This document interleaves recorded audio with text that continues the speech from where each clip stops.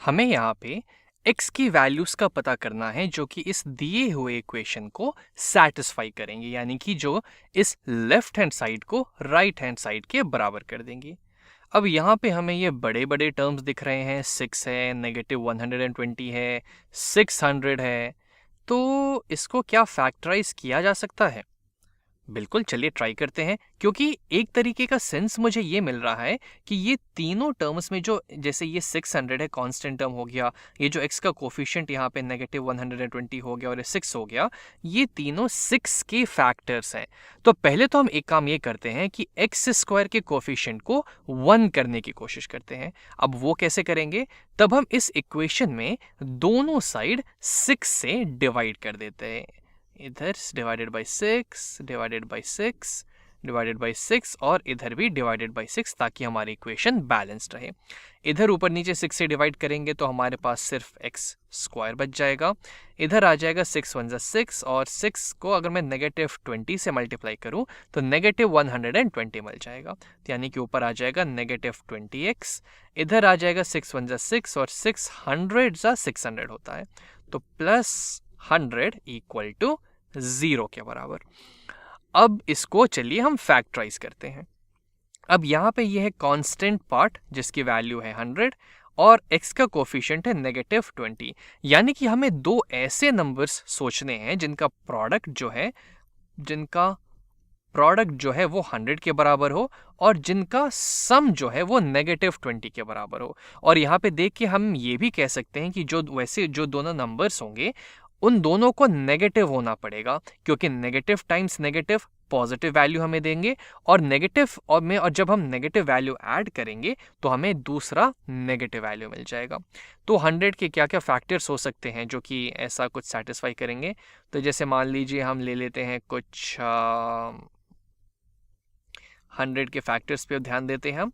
तो 1 टाइम्स 100 100 होता है, 2 टाइम्स 50 100 होता है, 3 में नहीं आएगा, 4 आ जाएगा, 4 25 100 होता है, 5 20 100 होता है, और 6 में नहीं, 7 8 9 10 10 10 100 होता है। अच्छा, तो हमें हमारे दो नंबर्स मिल गए यहाँ पे। अगर मैं -10 को -10 से मल्टीप्लाई करूँ तो मुझे +100 मिल जाएगा, और -10 में अगर मैं -10 जोड़ दूँ तो मुझे -20 मिल जाएगा, जो कि यहाँ पे है।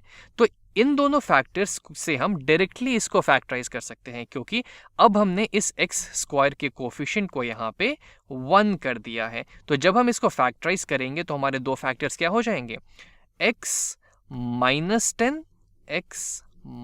10 और दूसरा फैक्टर हो जाएगा x -10, फिर से x -10 times x -10 equal to 0, यानी क्या कि हमें यहाँ पे सीधे सीधे मिल रहा है x -10 का होल स्क्वायर इक्वल्स टू 0।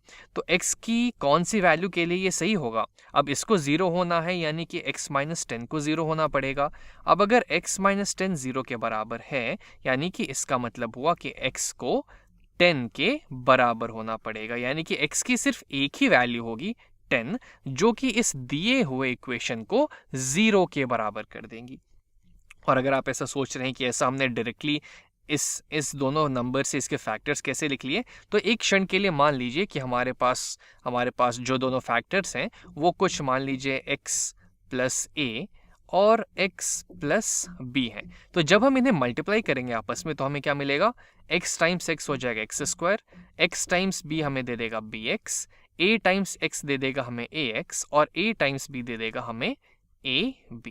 फिर यहाँ पे हम x स्क्वायर प्लस ये लाइक टर्म्स है तो इनमें हम इनको ऐड कर सकते हैं, तो ये हो जाएगा a plus b times x plus ab। तो यहाँ जो हमें दो नंबर्स हमने जो यहाँ पे पता किए थे जिनका प्रोडक्ट 100 हो और सम -20 हो, वो यहाँ पे ऐसे दिख रहे हैं हमें a टाइम्स b और a प्लस b, और इन्हीं a और b से हमारा ये यहाँ पे फैक्टर बना हुआ है। जो भी ये a और b की वैल्यूज होगी तो इनके इस क्वाड्रेटिक एक्सप्रेशन के फैक्टर्स क्या हो जाएंगे?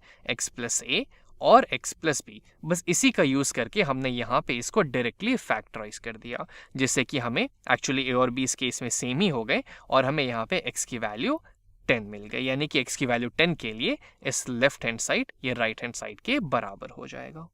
Solve 2x minus 3 whole square equals to 4x minus 6। अब हमें इस एक्सप्रेशन को यहाँ पे सॉल्व करके ये बताना है कि कौन सी x की वो वैल्यूज होंगी जो कि इसे सेटिस्फाई करेगी, जो कि लेफ्ट हैंड साइड को राइट हैंड साइड के बराबर कर दे।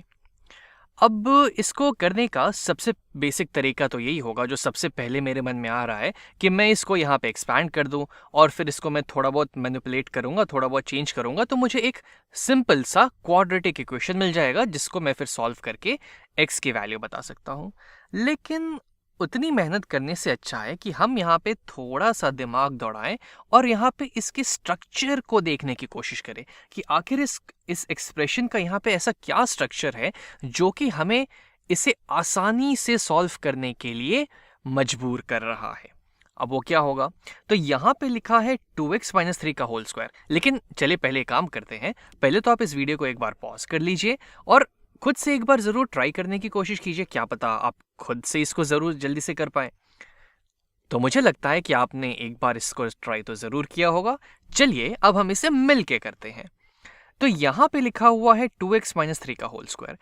चलिए कुछ क्षण के लिए ये मान लेते हैं कि ये जो 2x माइनस 3 है, 2x माइनस 3 है, इसकी वैल्यू कुछ हम p ले लेते हैं। मान लेते हैं कि ये पूरा p के बराबर है।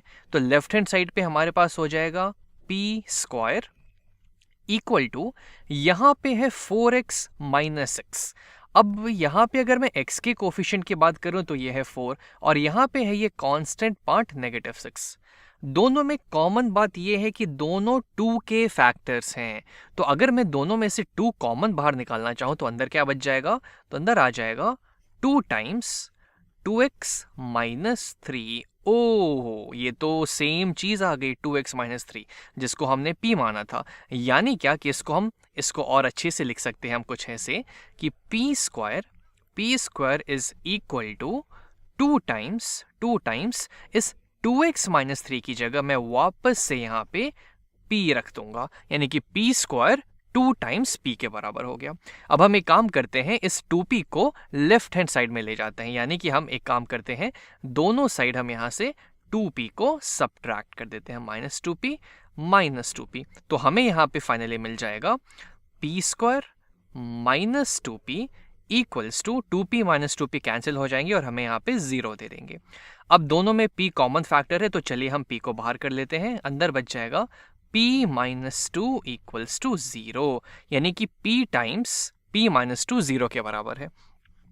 अब अगर इसको 0 होना है तो या तो मेरा p 0 के बराबर हो जाए या तो मेरा p माइनस 2 0 के बराबर हो जाए, तभी जाके मेरा ये एक्सप्रेशन 0 के बराबर होगा। अब p एक्चुअली में क्या था मेरा? p हमने 2x माइनस 3 को माना था, तो बस p की जगह हम लोग 2x माइनस 3 रख देते हैं। यानी क्या कि 2x माइनस 3 मेरा 0 हो जाए, एक ये कंडीशन हो गई, या फिर 2x माइनस 3, ये माइनस 2 भी है यहाँ पे, तो माइनस 2 ये मेरा 0 के बराबर हो जाए, तो यहाँ से मुझे एक और x की वैल्यू मिल जाएगी। अब हम दोनों साइड यहाँ पे 3 ऐड करते हैं तो 2x मेरा 3 के बराबर हो जाएगा। अब अगर हम दोनों साइड 2 से डिवाइड कर दें तो हम बोल सकते हैं कि x की वैल्यू यहाँ पे 3/2 के बराबर आ जाएगी। तो एक ये x की वैल्यू हो गई जो कि इस एक्सप्रेशन को सेटिस्फाई करेगी। यहाँ से देखते हैं कि यहाँ हमें क्या जवाब मिलेगा। तो यहाँ पे हमें मिल गया 2x माइनस 3 माइनस 2 हो जाएगा यहाँ पे टोटल माइनस 5 के बराबर, 2x माइनस 5 0। दोनों साइड हम 5 ऐड करेंगे तो 2x जो है वो हमारा 5 के बराबर हो जाएगा। अब अगर हम दोनों साइड 2 से डिवाइड कर दे तो यहाँ से x की वैल्यू 5/2 के बराबर आ जाएगी, 5/2 के बराबर। यानी क्या कि x को अगर हम 3/2 इस पूरे एक्सप्रेशन में रखें या फिर x को अगर हम 5/2 इस पूरे एक्सप्रेशन में रखें, दोनों ही केस में इसका left hand side right hand side के बराबर होगा, इसलिए ये दोनों इसके सॉल्यूशन कहलाएंगे। तो यहाँ पे हमने इसके स्ट्रक्चर की मदद से ये इसका सॉल्यूशन तक पहुँचने की कोशिश की।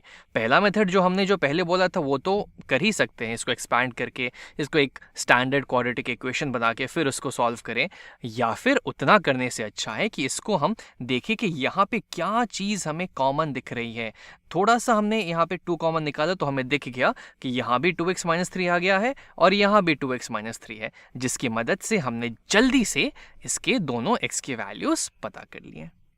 यहाँ पे हमें एक क्वाड्रेटिक एक्सप्रेशन दे दिया गया है x square plus 16x plus 9, जिसे कि हमें एक परफेक्ट स्क्वायर में चेंज करना है। इस फॉर्म में हमें चेंज करना है x प्लस ए का whole square plus of b। a और b जो भी वैल्यूज़ हमें यहाँ से मिलेंगे वो हमें बताना है, लेकिन हमें इस एक्सप्रेशन को इस फॉर्म में चेंज करना है। और इस प्रोसेस में हमारी मदद कौन करेगा? Completing the square method. Completing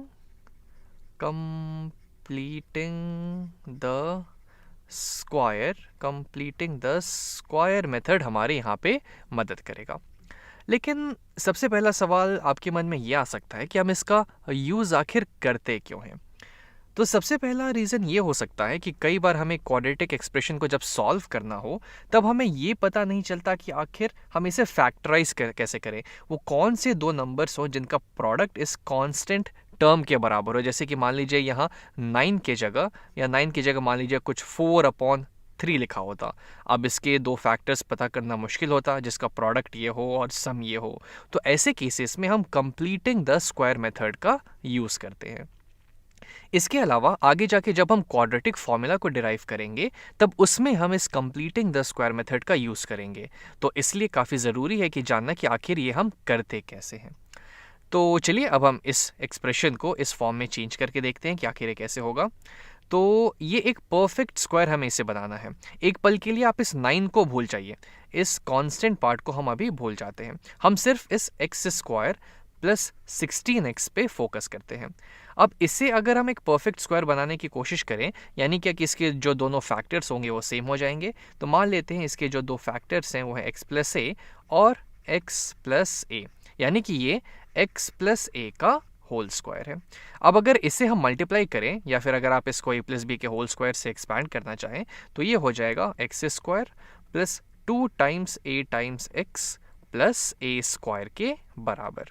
तो चलिए अब हम इस दिए हुए एक्सप्रेशन को, इस पार्ट को इस फॉर्म में चेंज करने का कोशिश करते हैं। तो x स्क्वायर तो यहाँ है और x स्क्वायर तो यहाँ है ही, तो इसमें तो ज़्यादा कुछ सोचने की बात नहीं है। तो ये हो जाएगा x का होल स्क्वायर प्लस अब है यहाँ पे 2 टाइम्स a टाइम्स x और यहाँ पे है 16x। तो चलिए दोनों को हम रिलेट करते हैं। तो 2 और x तो जो का त्यों आ जाएंगे, 2 टाइम्स x ये तो जो का त्यों हो जाएगा।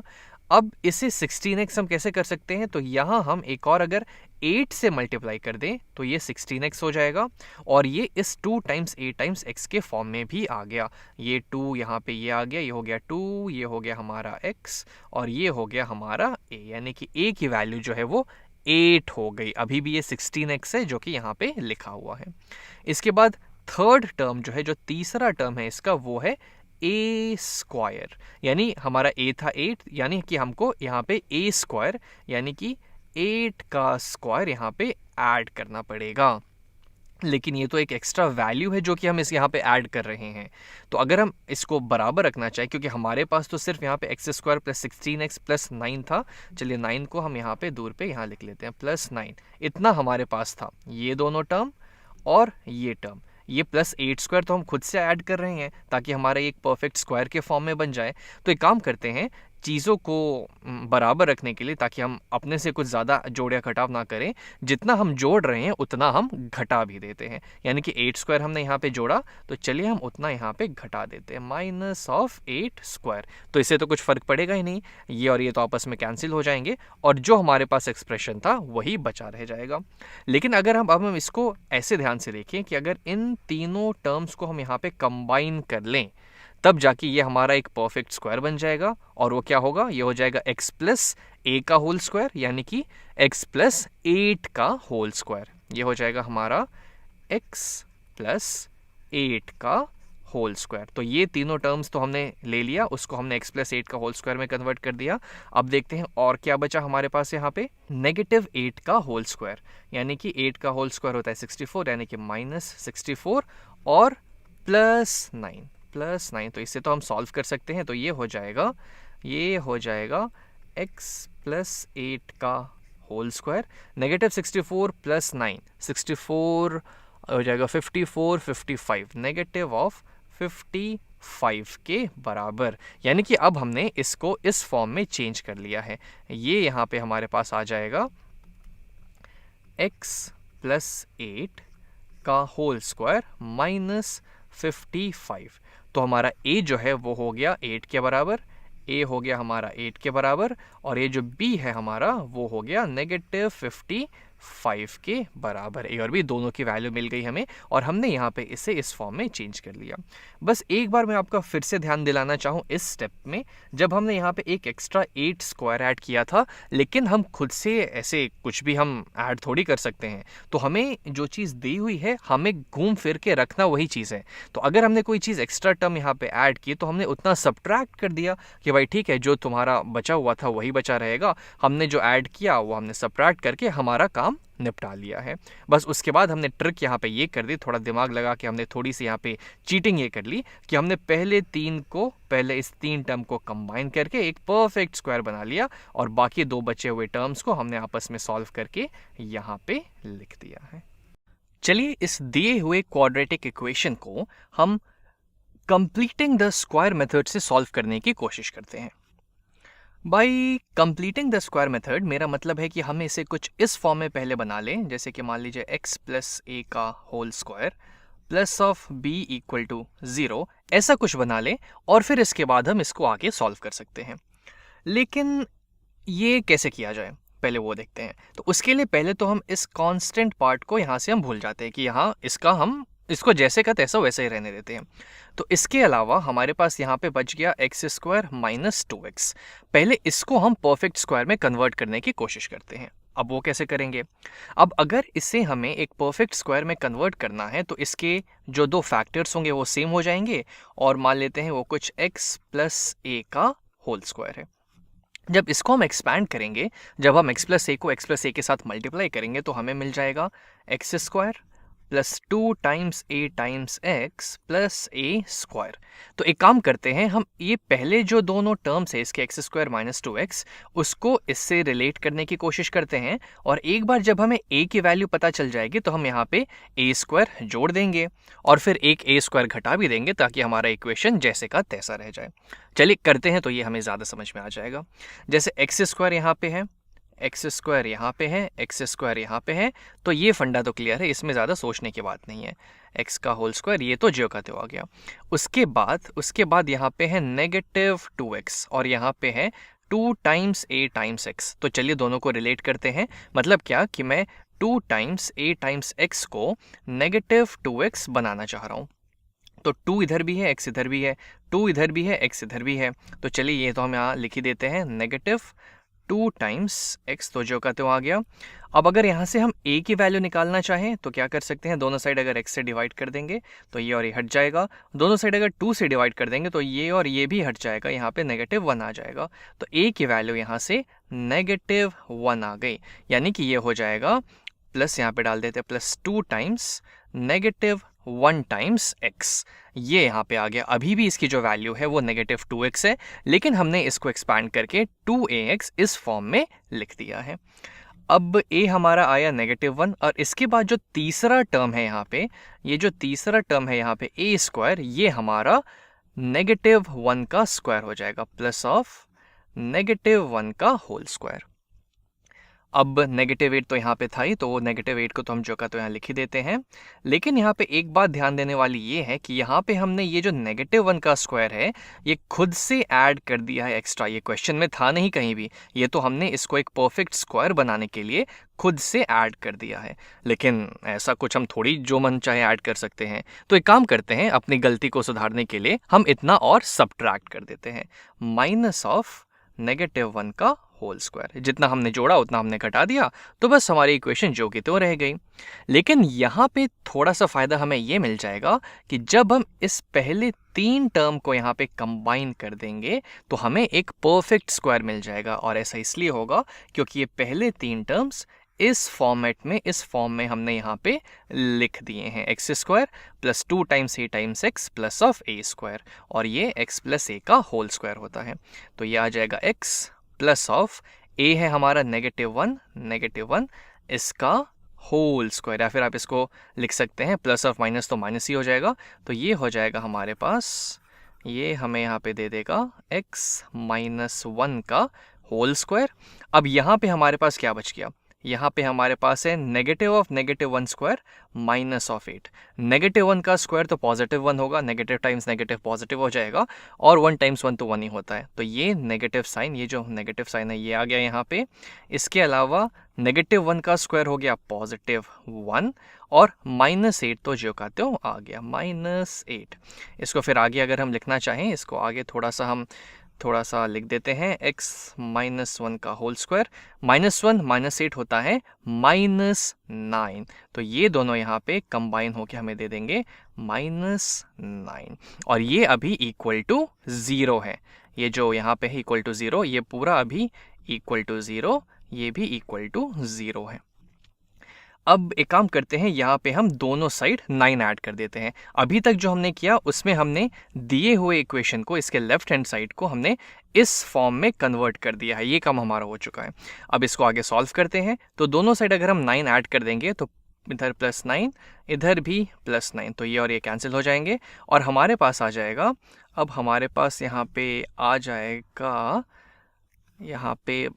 हमारे पास x माइनस 1 का होल स्क्वायर इक्वल टू 0 + 9 होता है 9। अब हम दोनों साइड स्क्वायर रूट ले लेते हैं, पॉजिटिव और नेगेटिव स्क्वायर रूट, तो यहाँ से हम बोल सकते हैं कि हमारी जो x माइनस 1 की वैल्यू होगी वो होगी पॉजिटिव या नेगेटिव स्क्वायर रूट ऑफ 9 के बराबर, यानी कि ये हो जाएगा पॉजिटिव या नेगेटिव स्क्वायर रूट ऑफ 9 होता है 3।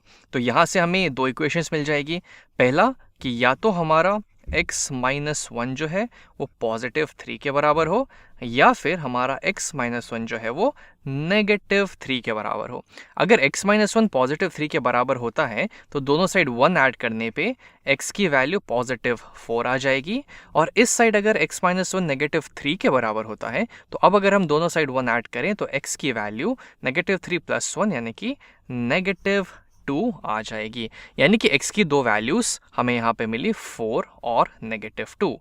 4 और नेगेटिव 2, x इक्वल्स टू 4 या नेगेटिव 2, जो कि इस दिए हुए इक्वेशन को सेटिस्फाई करेगी। और अब चाहे तो x की इन दोनों वैल्यूज को यहाँ पे सब्स्टिट्यूट करके देख सकते हैं कि क्या हमारा left hand side right hand side के बराबर यानी कि 0 के बराबर हो रहा है या फिर नहीं।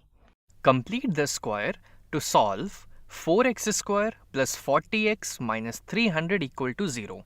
अब इस दिए हुए क्वाड्रेटिक इक्वेशन को हमें यहाँ पे सॉल्व करना है कंप्लीटिंग द स्क्वायर मेथड का यूज करके। तो एक काम करते हैं, पहले इसको तो हम अच्छे से यहाँ पे लिख लेते हैं, 4x square plus 40x minus 300 equal to 0। अब जैसा कि हम करते आए हैं इसको वैसे कर सकते हैं, लेकिन यहाँ पे एक थोड़ा सा चेंज ये हुआ है कि जो x स्क्वायर का ये जो कोफिशिएंट है 4, ये 1 के बराबर नहीं है। क्योंकि हम क्या करते थे, अगर x स्क्वायर का कोफिशिएंट 1 होता तो हम यहाँ पे ले लेते x प्लस a का होल स्क्वायर, क्योंकि अगर ये परफेक्ट स्क्वायर हमें इसे बनाना है तो x प्लस a का होल स्क्वायर इसका फैक्टर हो जाता, और इस पूरे का नहीं, हम अभी फिलहाल के लिए हम इस कांस्टेंट पार्ट को अभी भूल जाते हैं, हम इससे पहले एक परफेक्ट स्क्वायर में चेंज करने का कोशिश करते हैं। तो अगर इसे हम एक परफेक्ट स्क्वायर में चेंज करेंगे तो इसका फैक्टर कुछ इस फॉर्म का हो जाएगा, और इसको अगर हम लोग मल्टीप्लाई करेंगे, एक्सपैंड करेंगे, तो ये हो जाएगा x square plus 2 times a times x plus of a square. तो इसको हम लोग इस फॉर्म में चेंज करने का कोशिश करेंगे, लेकिन यहाँ पे x स्क्वायर का कोफिशिएंट 1 है और यहाँ पे वो बात नहीं है, तो इसके कोफिशिएंट को 1 करने के लिए हम दोनों साइड 4 से डिवाइड कर देते हैं, इसके कोफिशिएंट से ही डिवाइड कर देते हैं। तो अब हमें क्या मिल जाएगा, तो हमारे पास आ जाएगा 4x square plus 40x minus 300 equal to 0। दोनों साइड हमने यहाँ पे 4 से डिवाइड कर दिया, इसको थोड़ा ठीक से लिख लेते हैं, डिवाइडेड बाई 4, और इक्वेशन को बैलेंस रखने के लिए इधर भी 4, हालांकि कुछ फर्क नहीं पड़ेगा, 0 डिवाइडेड बाई 4 तो 0 ही रहेगा। अब हमारे पास क्या बच जाएगा, 4x स्क्वायर बाई 4, तो 4 और 4 ऊपर नीचे एक दूसरे को कैंसिल कर देंगे, तो हमारे पास आ जाएगा x square plus 40 divided by 4 हो जाएगा 10 times x minus 300 divided by 4, तो ऊपर नीचे पहले 2 से डिवाइड कर देते हैं, तो हमारे पास आ जाएगा 150 डिवाइडेड बाई 2, फिर ऊपर नीचे हम 2 से डिवाइड कर देते हैं, तो हमारे पास आ जाएगा 75 इक्वल टू 0। अब हमने इस दिए हुए एक्सप्रेशन को ऐसे एक्सप्रेशन में कन्वर्ट कर दिया है जिसमें एक्स स्क्वायर का कोफिशिएंट 1 है। अब चलिए इसको हम एक परफेक्ट स्क्वायर बनाने की कोशिश करते हैं। तो इसके पहले दो टर्म हम यहाँ पे उठाते हैं, एक्स स्क्वायर प्लस 10x। तो ये तो एक परफेक्ट स्क्वायर है ही, हम इसको इस फॉर्म में चेंज करने की कोशिश करते हैं। तो ये हो जाएगा एक्स का स्क्वायर, फिर आता है 2 टाइम्स a टाइम्स x, यानी कि 2 टाइम्स x ऑलरेडी है यहाँ पे। अब हमको यहाँ पे क्या मल्टीप्लाई करना हो जिससे कि हमारा ये 10x बन जाए। तो ये हो जाएगा 5 से अगर हम यहाँ पे मल्टीप्लाई कर दें तो ये 10x रहेगा, और ये 2ax के फॉर्म में आ गया जहाँ पे a की वैल्यू जो है वो 5 हो जाएगी। ये a जो है हमारा वो 5 के बराबर हो जाएगा। अब अगले टर्म पे आते हैं तो प्लस a स्क्वायर है, यहाँ पे a है हमारा 5, तो हम यहाँ पे 5 का स्क्वायर कर देंगे।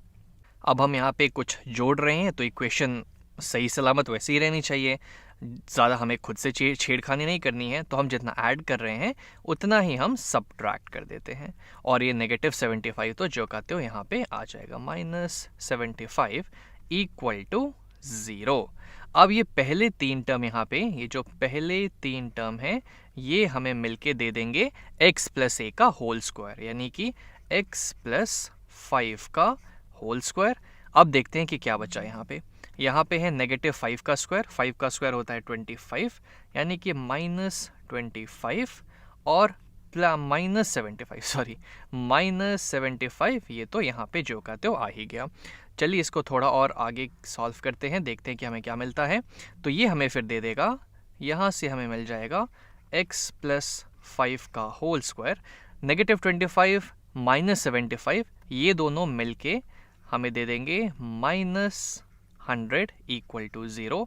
दोनों साइड अब अगर हम 100 ऐड कर दें तो हमें यहाँ पे मिल जाएगा x प्लस 5 का होल स्क्वायर इक्वल टू 100। अब अगर हम दोनों साइड स्क्वायर रूट ले लें, पॉजिटिव और नेगेटिव स्क्वायर रूट, तो हम यहाँ से बोल सकते हैं कि जो x प्लस 5 की वैल्यू है वो आ जाएगी प्लस या minus square root of 100। Square root of 100 होता है 10। तो यहाँ से हमें 2 सॉल्यूशंस मिल जाएंगे। वो क्या होंगे? पहला सॉल्यूशन होगा जब x प्लस 5 वो पॉजिटिव 10 के बराबर हो, और दूसरा सॉल्यूशन होगा जब x प्लस 5 नेगेटिव 10 के बराबर हो। तो यहाँ से x की वैल्यू हो जाएगी 5, क्योंकि 5 में जब आप 5 ऐड करेंगे तभी 10 मिलेगा, और यहाँ से x की वैल्यू हो जाएगी -15। ये आप सॉल्व भी कर सकते हैं, दोनों साइड 5 सब्ट्रैक्ट कर दीजिए, तो यहाँ से हमें x की वैल्यू मिल जाएगी -15। तो 2 x की वैल्यूज आ गई जो कि दिए हुए इक्वेशन को सेटिस्फाई करेंगी, यानी कि 4x² प्लस 40x माइनस 300। अगर यहाँ पे आप x की जगह 5 या फिर -15 डालते हैं तो वो 0 के बराबर हो जाएगा। इस वीडियो में मैं आपका परिचय मैथ में यूज़ हुए जाने वाले एक बहुत मशहूर फॉर्मूले से कराता हूँ, जिसको अक्सर हम लोग क्वाड्रेटिक फॉर्मूला के नाम से जानते हैं। क्वाड्रेटिक फॉर्मूला के नाम से ये जाना जाता है। इस वीडियो में हम ये देखेंगे कि क्वाड्रेटिक फॉर्मूला होता क्या है और उसे कैसे हम यूज़ कर सकते हैं क्वाड्रेटिक इक्वेशंस के रूट निकालने के लिए। जाहिर सी बात है ये क्वाड्रेटिक फॉर्मूला है तो उसका यूज़ हम क्वाड्रेटिक इक्वेशंस के लिए करेंगे, लेकिन वो क्या है, उसको कैसे अप्लाई किया जाता है, ये सारी चीज़ें हम इस वीडियो में देखते हैं। तो जैसे मान लेते हैं कि हमारे पास एक स्टैंडर्ड क्वाड्रेटिक इक्वेशन है, ax² plus bx plus c equal to, इसको 0 के बराबर कर देते हैं, इक्वल टू 0। a है ये x² का कोफिशिएंट, b है ये x का कोफिशिएंट, और c है वो x की पावर 0 का कोफिशिएंट, या फिर इसको बोल सकते हैं कि ये c हमारा कांस्टेंट टर्म है। अब क्वाड्रेटिक फॉर्मूला हमसे बोलता है कि अगर हमें इसके रूट्स पता करने हैं, यानी कि वो x की वैल्यू पता करनी है जो कि इस क्वाड्रेटिक एक्सप्रेशन को 0 के बराबर कर दे, तो उसकी वैल्यूज हम डायरेक्टली लिख सकते हैं माइनस ऑफ b प्लस या minus square root of b² minus 4ac, इस पूरे का स्क्वायर रूट, और ये पूरा न्यूमरेटर डिवाइडेड बाय 2a। ये जो एक्सप्रेशन है यहाँ पे, ये हमें बताता है कि अगर हम इसमें ये कॉरेस्पॉन्डिंग वैल्यूज़ रख देंगे ए बी और सी के, तो यहाँ से हमें दो वैल्यूज़ मिलेगी, एक प्लस के साथ एक माइनस के साथ। तो वो जो दोनों एक्स के वैल्यूज़ होंगे वो जब हम इस एक्सप्रेशन में यहाँ डालेंगे, इस क्वाड्रेटिक एक्सप्रेशन में डालेंगे, तो इस एक्सप्रेशन की वैल्यू 0 के बराबर हो जाएगी। इस एक्सप्रेशन को ही, इस फॉर्मूले को ही हम लोग क्वाड्रेटिक फॉर्मूला बोल देते हैं। अब इसे डिराइव कैसे किया जाता है, तो ये हम आने वाले वीडियो में देखेंगे। और अगर आप कंप्लीशन ऑफ स्क्वायर मेथड अच्छे से समझ चुके हैं पिछले वीडियोस में, तब इसको डिराइव करना ज़्यादा मुश्किल बात नहीं है। हम सेम उसी लॉजिक से हम इसको एक परफेक्ट स्क्वायर बनाएंगे और फिर दोनों साइड स्क्वायर रूट लेके, पॉजिटिव और नेगेटिव स्क्वायर रूट लेके, फिर x की ये वैल्यू पता कर लेंगे और जब हम वो करेंगे तो डायरेक्टली हमें ये रिजल्ट मिल जाएगा। लेकिन खैर, उस पर हम बाद में आएंगे। अभी पहले हम ये देखते हैं कि आखिर इस रिजल्ट को, जो कि पहली बार देखने में थोड़ा भयानक लग रहा है, लेकिन जैसे जैसे आप इसे प्रैक्टिस करेंगे तो आपको लगेगा कि ये उतनी भी मुश्किल चीज़ नहीं है याद रखने के लिए। अक्सर मैं आपसे ये नहीं बोलूँगा कि किसी भी फॉर्मूले को याद रखें, लेकिन ये क्वाड्रेटिक फॉर्मूले की बात ही कुछ अलग है। ये अक्सर हमारे काम आता है जब हम इस दिए हुए एक्सप्रेशन को फैक्टराइज करने में हमें मुश्किल होती है, तब हम वहाँ पे डायरेक्टली क्वाड्रेटिक फॉर्मूला का यूज़ करके फटाक से इसका रूट्स निकाल सकते हैं, वो वैल्यूज़ निकाल सकते हैं जो इसे सेटिस्फाई करेंगी। एक एग्जाम्पल जैसे यहाँ पे लेते हैं। मान लीजिए कि हमारे पास एक क्वाड्रेटिक एक्सप्रेशन है x square plus 4x minus 21। अब इसके हमें रूट्स निकालने हैं, यानी कि वो x वैल्यूज़ पता करनी है जिसकी वजह से इस एक्सप्रेशन की वैल्यू 0 के बराबर हो जाए। तो इसमें चलिए हम क्वाड्रेटिक फॉर्मूला ये लगाते हैं और इस रूट्स को फाइंड करने की कोशिश करते हैं। तो पहले तो हम यहाँ लिखते हैं कि ये a, b और c। उससे पहले हम ये चेक करते हैं कि क्या ये स्टैंडर्ड फॉर्म में है। तो बिल्कुल, हमने इसको ax square plus bx plus c equal to 0 इस फॉर्म में ये पहले से दिया हुआ था, तो हमें कुछ चेंज करने की ज़रूरत नहीं है। यहाँ पे हमारे a की वैल्यू है 1। ये जो एक्स स्क्वायर का कोफिशिएंट है, ये 1 टाइम्स एक्स स्क्वायर, तो a हो गया हमारा 1। b की वैल्यू हो जाएगी 4, जो कि x का कोफिशिएंट होगा, b हो जाएगा 4। और c जो कि कांस्टेंट टर्म है, वो हो जाएगा नेगेटिव 21। ध्यान रहे, हम साइन के साथ लेंगे। अगर यहाँ पे नेगेटिव 4 होता तब हम b की वैल्यू नेगेटिव 4 हो जाती। जो भी इसका साइन है, ये पूरा टर्म c की वैल्यू हो जाएगी। तो एक बार हमने a, b और c की वैल्यू यहाँ पे लिख ली। अब हम इन वैल्यूज़ को इस क्वाड्रेटिक फॉर्मूला में डालते हैं। तो ये हो जाएगा नेगेटिव ऑफ b, यानी कि माइनस ऑफ, ये माइनस तो जो कहते हो आ गया b है हमारा 4 के बराबर, तो माइनस ऑफ 4 प्लस और माइनस, ये दोनों हमने यहाँ डाल दिया। अब स्क्वायर रूट के अंदर आते हैं हम। b स्क्वायर, b है हमारा 4, यानी कि 4 का square, minus of 4 times a है हमारा 1 के बराबर, टाइम्स c है हमारा नेगेटिव 21। तो यहाँ पे हम नेगेटिव 21 से इसे मल्टीप्लाई कर देंगे और ये पूरा हमारा स्क्वायर रूट के अंदर है। और ये पूरी चीज़ divided by 2 times a। 2 times a है हमारा 1, यानी कि 2 टाइम्स 1 के बराबर। तो चलिए अब इसे हम आगे सॉल्व करते हैं। तो ये हो जाएगा नेगेटिव 4 प्लस और माइनस स्क्वायर रूट ऑफ 4 का स्क्वायर होता है 16, नेगेटिव और नेगेटिव मिलके पॉजिटिव हो जाएंगे। 4 टाइम्स 21, तो 4 1 ज़ा 4 और 4 2 ज़ा 8, ये हो जाएगा 16 प्लस 84 का square root, divided by 2 times 1 होता है 2 के बराबर।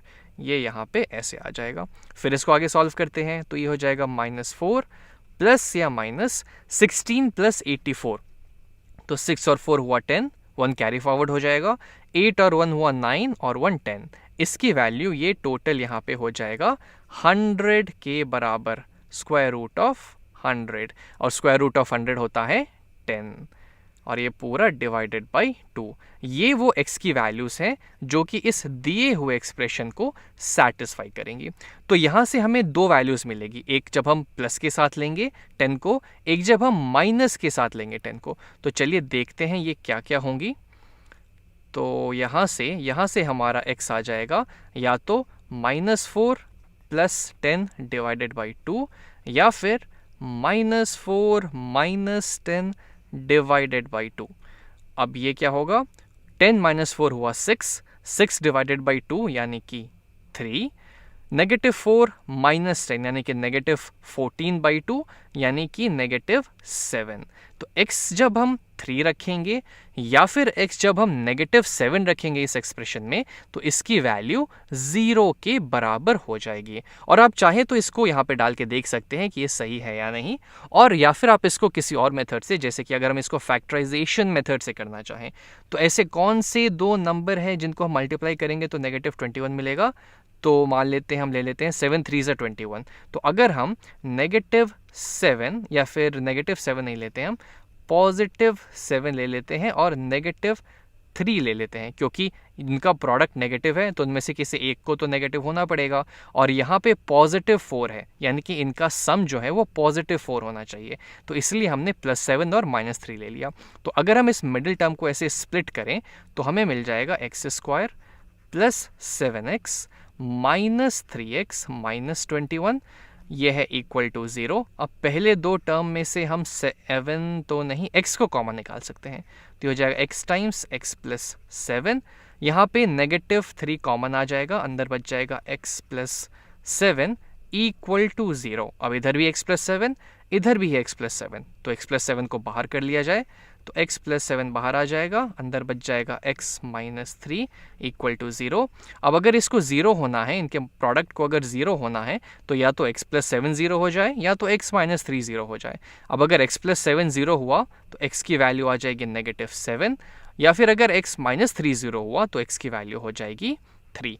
तो हमारा यहाँ से फिर से सेम x की वैल्यूज़ हमें मिल गई, यानी कि क्वाड्रेटिक फॉर्मूला की मदद से हमने डायरेक्टली वैल्यूज़ डाले यहाँ पे और फिर अपना सोल्यूशन पता कर लिया। अब आप यहाँ ये सोच रहे होंगे कि ये फैक्टराइजेशन करना तो ज़्यादा आसान था, तो हमने इस क्वाड्रेटिक फॉर्मूला का क्यों यूज़ किया। तो यहाँ पे फैक्टराइजेशन करना आसान था, लेकिन कई बार ऐसे सिचुएशंस आते हैं जब हम दो फैक्टर्स पता ही नहीं कर पाएंगे जिनमें हम इस मिडिल टर्म को स्प्लिट करें, यानी कि हमें फैक्टराइजेशन करना बहुत मुश्किल हो जाएगा। उस समय क्वाड्रेटिक फॉर्मूला बहुत काम में आता है, जैसे कि चलिए यहाँ पे करके ही देख लेते हैं। जैसे कि मान लीजिए हम अगला क्वेश्चन यहाँ पे लेते हैं, जैसे कि मान लीजिए हमें दिया हुआ है कुछ 3x² + 6x = -10। इसे हमें सॉल्व करना है। तो पहले बात तो हम इसको एक स्टैंडर्ड फॉर्म में लिख लेंगे। उसके लिए हम दोनों साइड 10 ऐड कर देते हैं, इधर भी +10, इधर भी +10। तो हमें अब मिल जाएगा 3x² + 6x + 10 इक्वल टू, ये और ये कैंसिल हो जाएंगे और 0 आ जाएगा। अब यहाँ पे हम इसको कैसे फैक्टराइज करें, क्या इसको फैक्टराइजेशन करना आसान होगा। तो ऐसे दो नंबर्स हमें चुनने होंगे जिनका प्रोडक्ट 30 हो और जिनको जब हम ऐड करें तो हमें 6 मिल जाएंगे। तो एक तो अगर आप ऐसा सोच सकते हैं तो ज़रूर उस मेथड से कर सकते हैं, नहीं तो हम यहाँ पे डायरेक्टली क्वाड्रेटिक फॉर्मूला लगा सकते हैं, यानी कि x की वैल्यूज़ हम डाल सकते हैं -b प्लस या minus √b² - 4ac divided by 2a के बराबर। यहाँ पे a है हमारा 3, b है हमारा 6 और c है ये कांस्टेंट टर्म 10। तो चलिए ये वैल्यूज़ यहाँ पे डाल के देखते हैं हमें क्या मिलता है। तो x की वैल्यूज़ हो जाएगी -b यानी कि -6 प्लस और माइनस √b² यानी 6 का स्क्वायर -4 टाइम्स a यानी कि 3 टाइम्स c यानी कि 10 डिवाइडेड बाई 2a, a यानी कि 3, 2 टाइम्स 3। इसको आगे सॉल्व करते हैं तो ये हो जाएगा -6 प्लस और माइनस √6 का स्क्वायर हुआ 36 माइनस 4 3 = 12, 12 10 = 120 डिवाइडेड बाई 2 टाइम्स 3 यानी कि 6 हो गया। फिर इसको आगे सिंप्लीफाई करते हैं तो हो जाएगा -6 प्लस या माइनस √36 - 120। तो अगर मैं 120 में से 30 घटाऊं तो हमारे पास बचेगा 90 और उसमें से 6 घटाते हैं तो हमारे पास आ जाएगा 84। लेकिन चूंकि हम उल्टा करना है, हमें 36 में से 120 घटाना है, तो हमारा साइन रिवर्स हो जाएगा। यहाँ पे आ जाएगा -84 डिवाइडेड बाई 6 लेकिन यहाँ तो ये तो पॉसिबल ही नहीं है, क्योंकि किसी भी नेगेटिव वैल्यू का स्क्वायर रूट तो हम ले ही नहीं सकते। स्क्वायर रूट तो हमेशा नॉन नेगेटिव चीज़ों का ही लिया जा सकता है, लेकिन इसके अंदर तो एक नेगेटिव वैल्यू आ गई, यानी कि इसके तो कोई रियल सोल्यूशन पॉसिबल ही नहीं है। आगे जाके हायर क्लासेस में हम देखेंगे कि इसका हम इमेजिनरी सोल्यूशन निकाल सकते हैं, लेकिन जो भी नंबर्स अभी तक हम पढ़ते आए हैं ये सारे रियल नंबर्स हैं, और रियल नंबर्स में हम ये तो डिफाइन ही नहीं कर सकते। तो इसीलिए यहाँ पे कोई इसका सोल्यूशन पॉसिबल ही नहीं होगा। ऐसा कोई x का वैल्यू मिलेगा ही नहीं जो कि इससे कोई रियल सॉल्यूशन दे दे। यानी कि ये जो एक्सप्रेशन हमने यहाँ पे देखा था 3x² + 6x = -10, इसका कोई रियल सॉल्यूशन होगा ही नहीं। नो रियल सॉल्यूशन, क्योंकि इसकी जो अंडर रूट वाली क्वांटिटी है, जो स्क्वायर रूट है, ये तो नेगेटिव हो गई। तो फिर खैर हमने ये देखा कि कैसे हम इसमें क्वाड्रेटिक फॉर्मूला लगा सकते हैं। सॉल्यूशन आना ना आना तो खैर वो तो अब उसके लिए हम क्या ही कर सकते हैं। खैर कोई बात नहीं, चलिए एक और एग्जांपल यहाँ पे ट्राई कर लेते हैं। एक और एग्जांपल यहाँ पे देख लेते हैं ताकि हम क्वाड्रेटिक फॉर्मूले को अच्छी से अप्लाई करना सीख लें चीज़ों में। जैसे कि मान लेते हैं हमारे पास है -3x² + 12x + 1 = 0। मान लेते हैं कि ये हमें दिया हुआ है और इसके रूट्स हमें पता करने हैं। तो इस बार चलिए हम क्वाड्रेटिक फॉर्मूला को मन में लगाते हैं। हमें तो पता है a, b और c क्या है, क्योंकि यहाँ पे ये ऑलरेडी स्टैंडर्ड फॉर्म में लिखा हुआ है। ये हमारा हो जाएगा a, ये है हमारा a, ये पूरा -3। हमेशा हम साइन के साथ कोफिशिएंट्स को लेते हैं।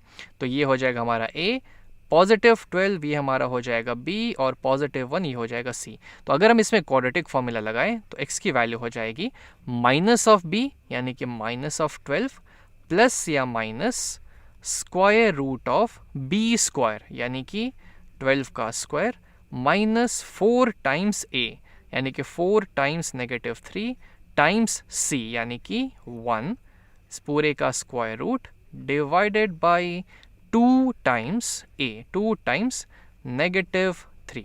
चलिए इसको आगे सॉल्व किया जाए तो ये हो जाएगा -12 प्लस या माइनस √12 का स्क्वायर होता है 144। नेगेटिव और नेगेटिव हो जाएंगे पॉजिटिव, और 4 3 12, यानी कि +12 डिवाइडेड बाई 2 टाइम्स -3, यानी कि -6 ही हो जाएगा। फिर ये आगे हमें दे देगा -12 प्लस या माइनस √144 + 12, तो 144 + 10 होता है 154 + 2, यानी कि 156 डिवाइडेड बाई -6। चलिए इसको आगे हम सॉल्व करते हैं। तो √156 क्या होगा? तो 156 को अगर हम लोग प्राइम फैक्टराइज करें तो यहाँ आ जाएगा 2, 2 7 14, 1 6, 2 8 16। फिर यहाँ पे 2 डालेंगे, 2 से डिवाइड करेंगे 78 को, तो 2 3 6, 1 नीचे आ जाएगा, 8 भी नीचे आ जाएगा, 2 9 39 होता है 39, 2 9 18 होता है, तो नीचे 39 आ जाएगा। अब इसको हम 3 से डिवाइड कर सकते हैं, तो ये हो जाएगा 1 और ये हो जाएगा 3, 13। तो 156 को लिखा जा सकता है 2 टाइम्स 3 टाइम्स 13। तो स्क्वायर रूट ऑफ 156 हो जाएगा स्क्वायर रूट ऑफ ये। तो यहाँ से हम 2 के स्क्वायर को इसको बाहर कर सकते हैं। तो 2 का स्क्वायर जब बाहर आएगा तो ये हो जाएगा 2, और अंदर बच जाएगा स्क्वायर रूट ऑफ 3 टाइम्स 13, यानी कि 39। तो ये हमें यहाँ पे दे देगा -12 प्लस या minus 2 times square root of 39 divided by -6। यहाँ पे ये वैल्यू मिल गई। इसको थोड़ा सा आगे और सिंप्लीफाई करते हैं तो x की वैल्यूज़ यहाँ से हमें मिल जाएगी।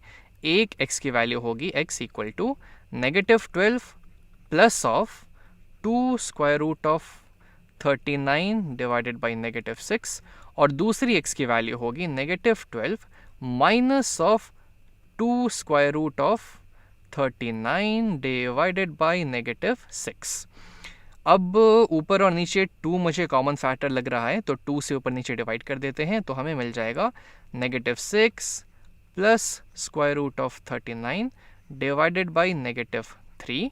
और यहाँ पे अगर हम ऊपर नीचे 3 से डिवाइड कर दें, 3 से नहीं 2 से डिवाइड कर दें, तो ये हो जाएगा -6 minus square root of 39 divided by -3। यहाँ तो नेगेटिव भी ऊपर नीचे कॉमन है, तो ऊपर नीचे हम -1 से मल्टीप्लाई कर देते हैं, तो ये हो जाएगा +6 प्लस ऑफ √39 डिवाइडेड बाई +3। ऊपर नीचे जैसे ही हम -1 से मल्टीप्लाई करेंगे, तो इसको हटा देते हैं, ये ठीक है, ये हो गया इसका फाइनल फॉर्म। उसी तरीके से यहाँ पे अगर हमें डिनोमिनेटर से नेगेटिव साइन हटाना है, तो ऊपर नीचे हम -1 से मल्टीप्लाई कर देते हैं, तो -1 टाइम्स -6 हो जाएगा +6, -1 टाइम्स +39 यहाँ पे एक माइनस दे देगा, और -1 टाइम्स -3 हमें +3 दे देगा।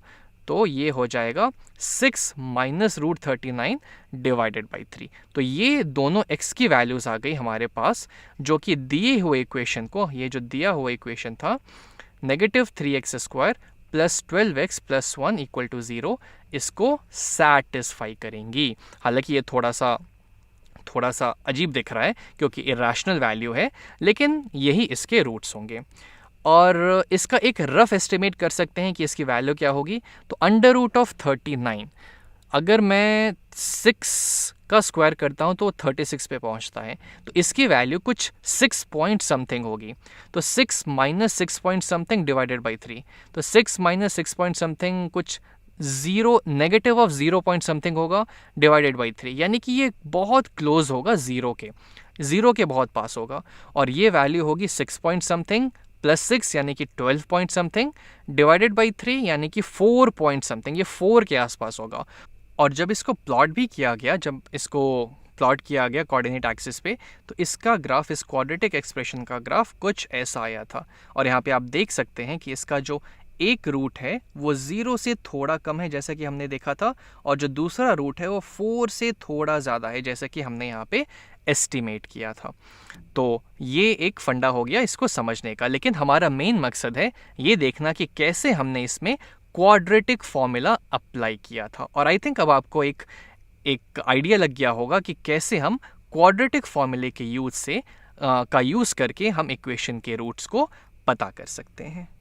Solve -3x² plus 10x minus 3 equal to 0। अब हमें इस दिए हुए क्वाड्रेटिक इक्वेशन के रूट्स पता करने हैं। अब इसको करने के कई तरीके हो सकते हैं, लेकिन यहाँ पे हम इसे क्वाड्रेटिक फॉर्मूला का यूज करके इसे सॉल्व करेंगे। अब पहले तो हम एक बार एक क्विक रिवीजन कर लेते हैं कि क्वाड्रेटिक फॉर्मूला था क्या। तो अगर हमारे पास एक स्टैंडर्ड क्वाड्रेटिक इक्वेशन है, कुछ ax² plus bx plus c equal to 0, जहाँ पे a 0 के बराबर नहीं होगा, तो क्वाड्रेटिक फॉर्मूला हमसे ये कहता है कि इसके रूट्स जो हैं वो दोनों x के वैल्यूज जो कि इसे सेटिस्फाई करेंगे, उसको हम बता सकते हैं इस फॉर्मूले से। और वो फॉर्मूला क्या है? माइनस ऑफ b प्लस और minus square root of b² minus 4 times a times c, इस पूरे का स्क्वायर रूट, ये पूरा डिवाइडेड बाई 2 टाइम्स a। और ऐसा नहीं है कि ये कोई मैजिक है या फिर अचानक से हमें कहीं ये फॉर्मूला दिख गया। इसको प्रूफ करने का तरीका है जो कि हम कंप्लीशन ऑफ स्क्वायर करके इसे एक परफेक्ट स्क्वायर बना के आराम से इसे प्रूफ कर सकते हैं, जो कि हम किसी और वीडियो में करेंगे। अभी के लिए बस इतना जान लेते हैं कि इस फॉर्मूला का यूज करके हम इस दिए हुए स्टैंडर्ड क्वाड्रेटिक इक्वेशन के रूट्स पता कर सकते हैं। तो चलिए यहाँ पे हम इस फॉर्मूला को अप्लाई करके इसके रूट्स पता करते हैं। अब यहाँ पे जो है ये x² का कोफिशिएंट है वो नेगेटिव है, ज़रा सा ये नेगेटिव है।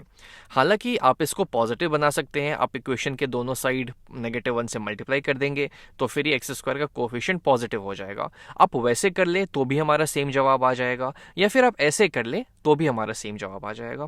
चलिए एक काम करते हैं, हम करके देखते हैं। पहले केस में हम इसको ऐसे ही रहने देते हैं। तो अगर हम इसको ऐसे ही छोड़ दें तो इस केस में हमारा a क्या होगा? a होता है x² का कोफिशिएंट यानी कि -3, b होता है x का कोफिशिएंट यानी कि 10, और c होता है कांस्टेंट वैल्यू यानी कि यहाँ पे है वो -3।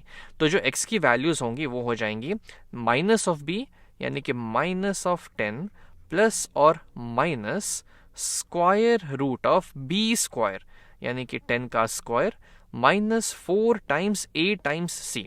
a है हमारा -3, c भी है -3, तो 4 टाइम्स a टाइम्स c, ये पूरा डिवाइडेड बाई 2 टाइम्स a यानी कि 2 टाइम्स -3। तो देखते हैं कि इसकी वैल्यू क्या आएगी अब।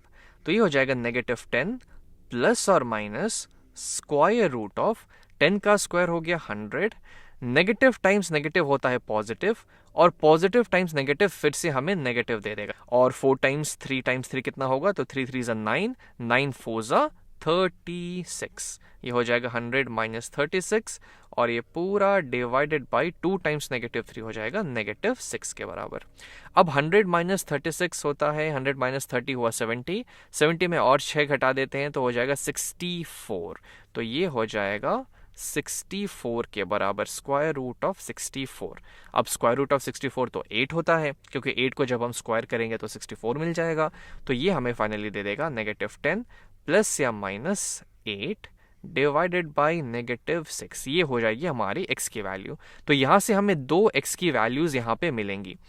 पहली x की वैल्यू हो जाएगी x इक्वल टू -10, जब हम ये पॉजिटिव वर्जन इसका ले लेंगे, +8 डिवाइडेड बाई -6, और दूसरा हो जाएगा -10 माइनस ऑफ 8 डिवाइडेड बाई -6 के बराबर।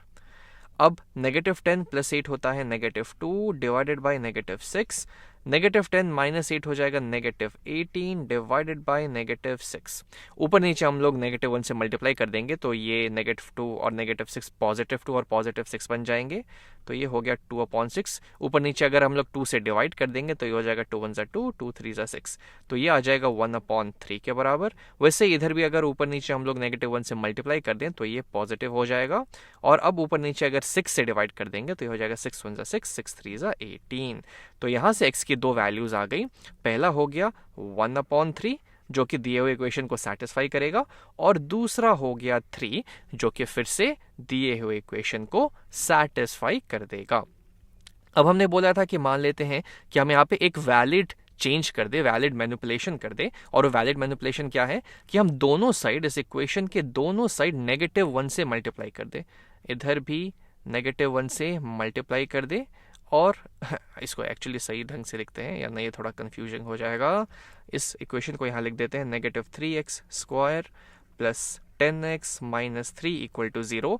अब हम दोनों साइड -1 से मल्टीप्लाई कर देते हैं, इधर भी -1 से मल्टीप्लाई, और इक्वेशन को बैलेंस रखने के लिए इधर भी -1 से मल्टीप्लाई। इससे क्या होगा कि ये जो x स्क्वायर का कोफिशिएंट है वो पॉजिटिव हो जाएगा, तो ये हो जाएगा -1 टाइम्स -3 यानी कि 3x square minus 10x plus 3 equals to 0 times -1 तो 0 ही रह जाएगा।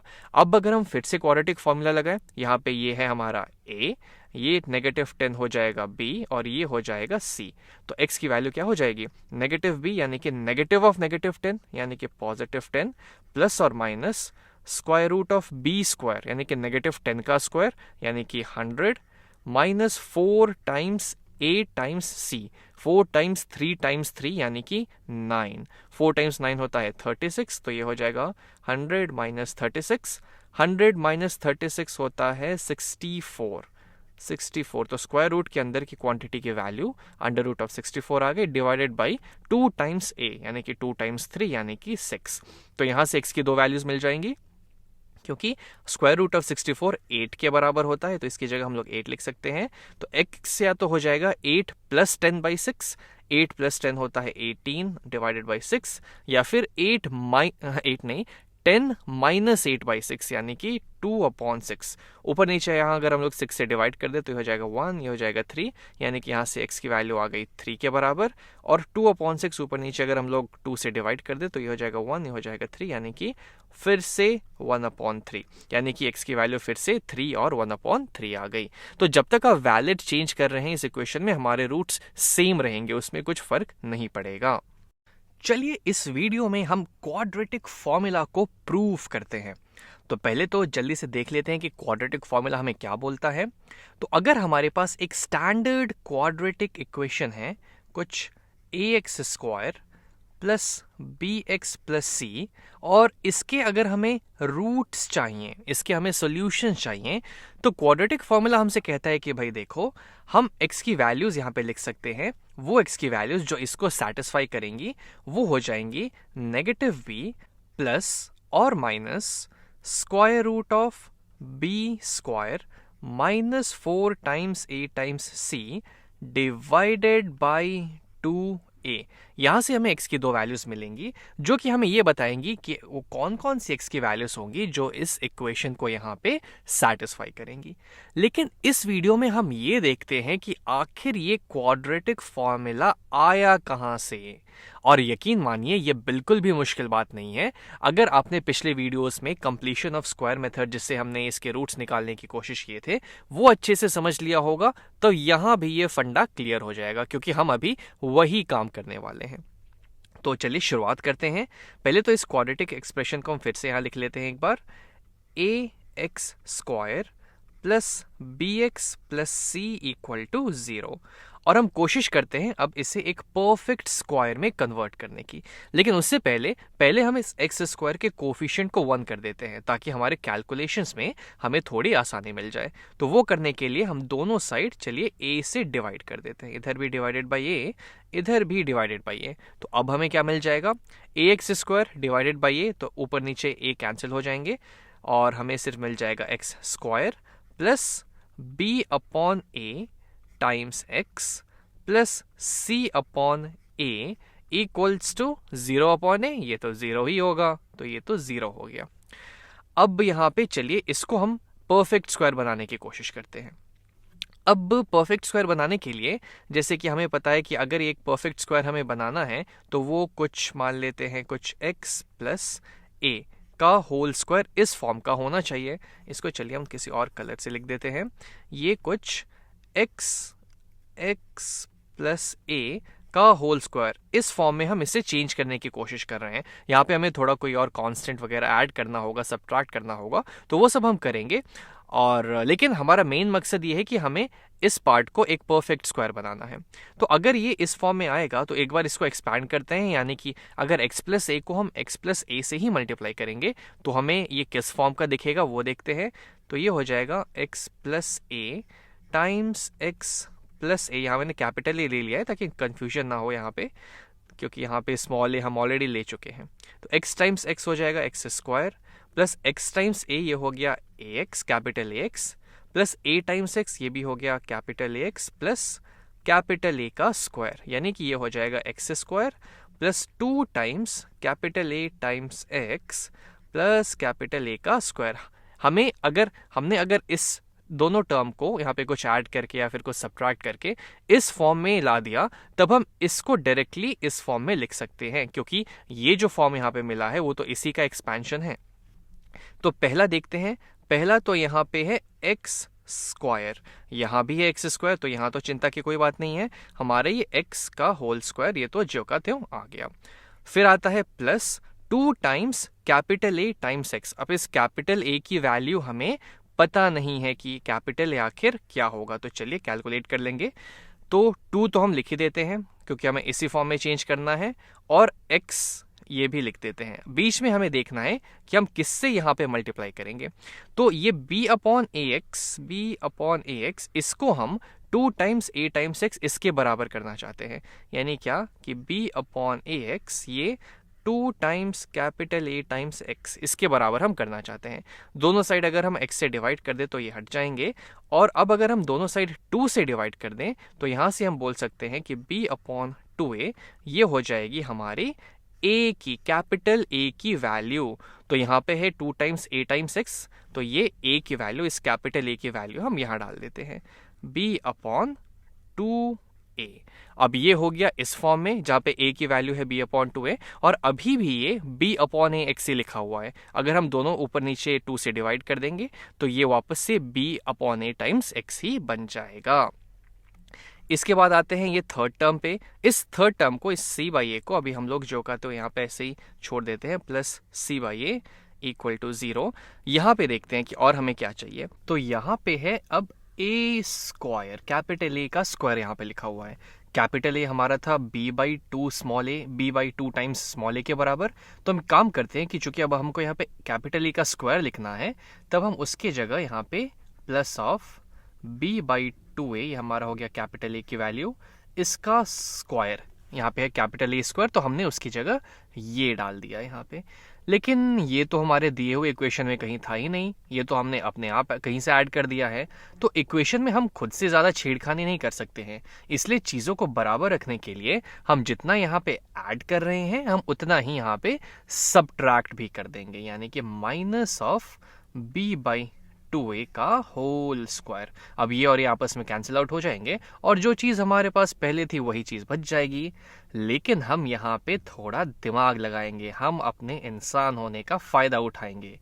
हम क्या करते हैं, यहाँ पे इस पहले 3 टर्म को कंबाइन कर लेते हैं, क्योंकि ये जो पहला 3 टर्म है वो इस फॉर्म का हमने लिख दिया है, x square plus 2 times capital A times x plus of capital A का होल स्क्वायर। तो ये जो होगा एक्स प्लस ए का होल स्क्वायर, इसके फॉर्म में ये चेंज हो जाएगा। इसका फैक्टर, जब इसका जो फैक्टर्ड फॉर्म होगा वो एक्स प्लस कैपिटल ए का होल स्क्वायर हो जाएगा। तो बस वही चीज़ हम यहाँ पे लिख लेते हैं, ये हो जाएगा एक्स प्लस कैपिटल ए की यहाँ पे वैल्यू है b/2a इसका होल स्क्वायर, और बाकी जो टर्म्स हैं वो तो जो का तो यहाँ पे आ ही जाएंगे, यानी क्या कि माइनस ऑफ b/2a का होल स्क्वायर हो जाएगा, b²/2a का होल स्क्वायर होता है 4a² plus c/a equal to 0। अब हम एक काम करते हैं, ये जो कांस्टेंट पार्ट यहाँ पे दिख रहा है इसको हम यहाँ से हटा के इस साइड करने की कोशिश करते हैं। वो करने के लिए हम इस साइड b/4a² ऐड कर देते हैं प्लस b²/4a²। तो अगर हम इधर कोई क्वांटिटी ऐड कर रहे हैं तो सेम क्वांटिटी इधर ऐड करनी पड़ेगी ताकि हमारा इक्वेशन बैलेंस रहे, और c/a इधर से घटा देते हैं माइनस c/a। तो इक्वेशन को बैलेंस रखने के लिए इधर से भी हमें c/a घटाना पड़ेगा। तो ये और ये कैंसिल, हमारे पास लेफ्ट हैंड साइड पे से बच जाएगा x प्लस b/2a का whole square equal to b²/4a² minus c/a। तो चलिए इसको सिंप्लीफाई करने की कोशिश करते हैं, देखते हैं हमें क्या मिलेगा। तो ये हमें दे देगा, डिनोमिनेटर में आ जाएगा 4a², 4a² तो यहाँ पहले से है ही, तो ऊपर आ जाएगा b² माइनस, अब a को अगर मैं 4a से मल्टीप्लाई करता हूँ तो मुझे 4a² मिल जाएगा, यानी क्या कि इस न्यूमरेटर c को भी मुझे 4a से मल्टीप्लाई करना होगा। तो ये हो जाएगा 4 टाइम्स a टाइम्स c। अब ये कुछ दिखने लगा हमें हमारे क्वाड्रेटिक फॉर्मूले के जैसा, लेकिन यहाँ पे तो स्क्वायर रूट है ही नहीं। तो एक काम करते हैं, अब हमारा अगला स्टेप वही है, अब हम दोनों साइड स्क्वायर रूट ले लेंगे, पॉजिटिव और नेगेटिव स्क्वायर रूट इधर आ जाएगा। तो ये हमें वैल्यू दे देगा, यहाँ से हमें वैल्यू मिल जाएगी x प्लस b/2a की वैल्यू, ये हो जाएगी पॉजिटिव और नेगेटिव स्क्वायर रूट ऑफ इस पूरे का square root b² minus 4ac divided by 4a²। इधर भी हमने स्क्वायर रूट लिया तो स्क्वायर रूट और ये स्क्वायर आपस में कैंसिल आउट कर देंगे, तो इधर बच जाएगा x प्लस b/2a और इधर आ जाएगा इस पूरे का स्क्वायर रूट, और हम प्लस और माइनस दोनों स्क्वायर रूट यहाँ ले रहे हैं क्योंकि दो पॉसिबल यहाँ से केसेस बनती हैं। अब इसके आगे क्या होगा, फिर इसके आगे क्या होगा, तो x प्लस b/2a की वैल्यू, x प्लस b/2a की वैल्यू आ जाएगी प्लस और minus square root of b² minus 4ac divided by, अब अंडर रूट ऑफ 4a² का स्क्वायर रूट क्या होगा, तो 4 का स्क्वायर रूट होता है 2 और a² का स्क्वायर रूट हो जाएगा a। तो यहाँ पे 2a यहाँ पे मिल गया। अब हमें तो सिर्फ x चाहिए, तो अब हम एक काम करते हैं, इस b/a को इधर करने के लिए दोनों साइड b/a कह रहा हूँ b/2a है यहाँ पे, तो दोनों साइड हम b/2a सबट्रैक्ट कर देंगे। तो ये और ये कैंसिल हो जाएगा और यहाँ से अब हमें हमारी x की वैल्यू मिल जाएगी, जो हमारी x हो जाएगी वो हो जाएगी माइनस ऑफ b/2। इसको पहले कर लेते हैं ताकि हम इसको फॉर्मूला जैसा जो हमने देखा है क्वाड्रेटिक फॉर्मूला उस तरीके का बना सके, प्लस और minus square root of b² minus 4ac divided by 2a। अब डिनोमिनेटर तो दोनों का सेम है तो उसको हम कंबाइन कर लेते हैं, 2a आ गया नीचे, माइनस ऑफ b प्लस और minus square root of b² minus 4ac यहाँ पे आ गया, ये हमारी हो गई दो x की वैल्यूज जो कि दिए हुए इक्वेशन को सैटिस्फाई करेंगी, और यही है हमारा क्वाड्रेटिक फॉर्मूला। यही इस तरीके से हमने इस क्वाड्रेटिक फॉर्मूला को यहाँ पे डिराइव कर लिया, जो कि हमने सबसे ऊपर में देखा था। तो एक बार जल्दी से क्विकली समराइज कर लेते हैं कि हमने किया क्या। तो ये हमें स्टैंडर्ड क्वाड्रेटिक इक्वेशन यहाँ पे दी हुई थी, तो इसको पहले हम लोग परफेक्ट स्क्वायर में चेंज करने की कोशिश कर रहे थे। तो दोनों साइड पहले ए से हमने डिवाइड किया ताकि एक्स स्क्वायर का कोफिशिएंट 1 कर दें, फिर ये इस फॉर्म में आ गया। अब इसे हमें एक परफेक्ट स्क्वायर बनाना है, यानी कि इसे हमें x square plus 2 times capital A times x plus capital A square कुछ इस फॉर्म में बनाना होगा। तो वो करने के लिए हमने यहाँ पे 2 times b by 2a times x कर दिया, क्योंकि अभी भी ये b by a times x के ही बराबर है। और फिर ये हमारा कैपिटल A हो गया, तो वो कैपिटल A स्क्वायर हमने यहाँ पे ऐड किया। और इक्वेशन को हमें बैलेंस रखना है, हम खुद से कुछ एक्स्ट्रा चीज़ डाल नहीं सकते, तो हमने सेम चीज़ यहाँ पे सबट्रैक्ट भी कर दी, और प्लस c बाई a तो जो कहते हो आ गया। अब ये पहले 3 टर्म कंबाइन होके हमें एक परफेक्ट स्क्वायर दे दिए, x plus b by 2a का होल स्क्वायर।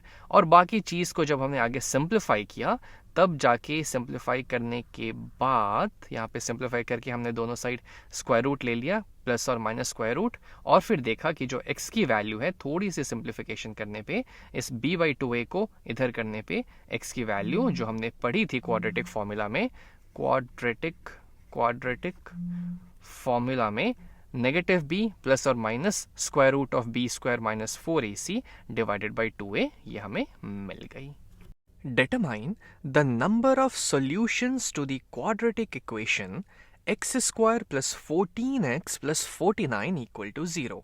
अब इस दिए हुए क्वाड्रेटिक इक्वेशन के हमें नंबर ऑफ सॉल्यूशंस बताने हैं। ध्यान रहे, इसने हमसे ये नहीं कहा है कि सॉल्यूशन बताने के लिए, इसने हमसे सिर्फ ये पूछा है कि इस क्वाड्रेटिक इक्वेशन के कितने सॉल्यूशन होंगे, या फिर दूसरे शब्दों में कहूँ तो कितने रूट्स पॉसिबल हैं इस दिए हुए क्वाड्रेटिक इक्वेशन के। या फिर इसको अगर मैं तीसरे शब्दों में बोलूँ तो ऐसी कौन कौन सी x की वैल्यूज होंगी, एक्चुअली ऐसी कितनी x की वैल्यूज होंगी जो कि इस दिए हुए इक्वेशन को सैटिस्फाई करेंगी। अब आप बोलेंगे कि ये तो एक क्वाड्रेटिक इक्वेशन है, तो इसके 2 रूट्स होने चाहिए, लेकिन एक क्वाड्रेटिक इक्वेशन के मैक्सिमम 2 रूट्स हो सकते हैं, मैक्सिमम 2 रूट्स। क्योंकि अगर हमें ध्यान हो कि एक क्वाड्रेटिक एक्सप्रेशन का जो ग्राफ होता है वो पैराबोला होता है। अब जैसे कि मान लीजिए ये हमारी एक्स एक्सिस है, तो ये पॉसिबिलिटी है कि ये जो हमारा इसका ग्राफ है वो कुछ ऐसा हो, या फिर इसका जो ग्राफ है वो एक्स एक्सिस को एक पॉइंट पे ही टच करता हो, या फिर ये ऐसा भी पॉसिबल है कि ये एक्स एक्सिस को 2 पॉइंट्स पे कट करता हो।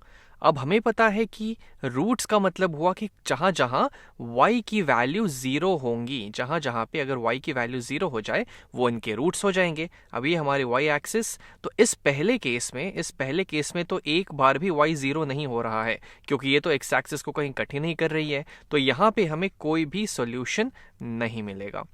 ऐसा अगर उसका ग्राफ हो तो ये तो सिर्फ एक्स एक्सिस को एक पॉइंट पे कट कर रहा है, मतलब क्या कि सिर्फ एक ही ऐसा पॉइंट होगा जहां पे y की वैल्यू 0 होगी, जहां पे हमें रूट मिलेंगे। तो यहाँ पे दोनों रूट्स सेम हो जाएंगे और यहाँ पे सिर्फ हमें वन सॉल्यूशन ही मिलेगा।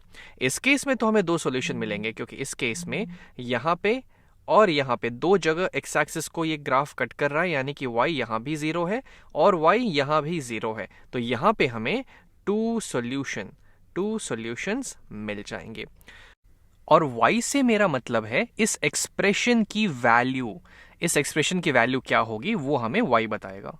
लेकिन अब आप ये बोलेंगे कि क्या हमेशा हमें इसका ग्राफ बना के चेक करना होगा? तो ऐसा नहीं है। एक तो सिंपल तरीका है कि हम इसको फैक्टराइज करके इसके फैक्टर्स निकाल लें।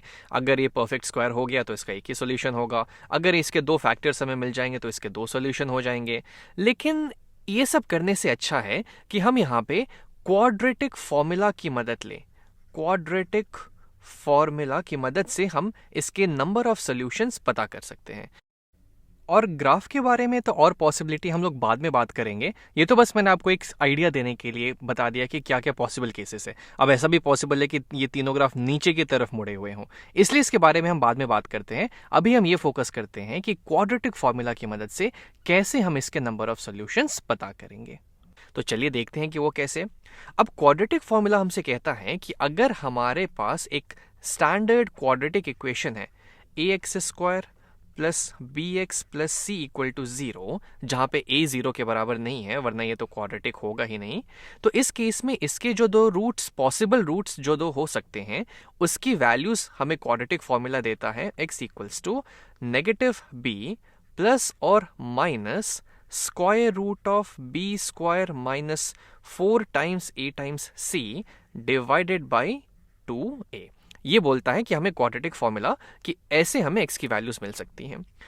तो अगर हम इसको अलग अलग करके लिखें तो x की एक वैल्यू पॉसिबल है -b, जब हम प्लस वाला साइन ले लेंगे, plus square root of B square minus 4ac divided by 2a, और दूसरी x की वैल्यू जो पॉसिबल है वो जब हम नेगेटिव साइन ले लेंगे, यानी कि -b minus of square root of B square minus 4ac divided by 2 times a।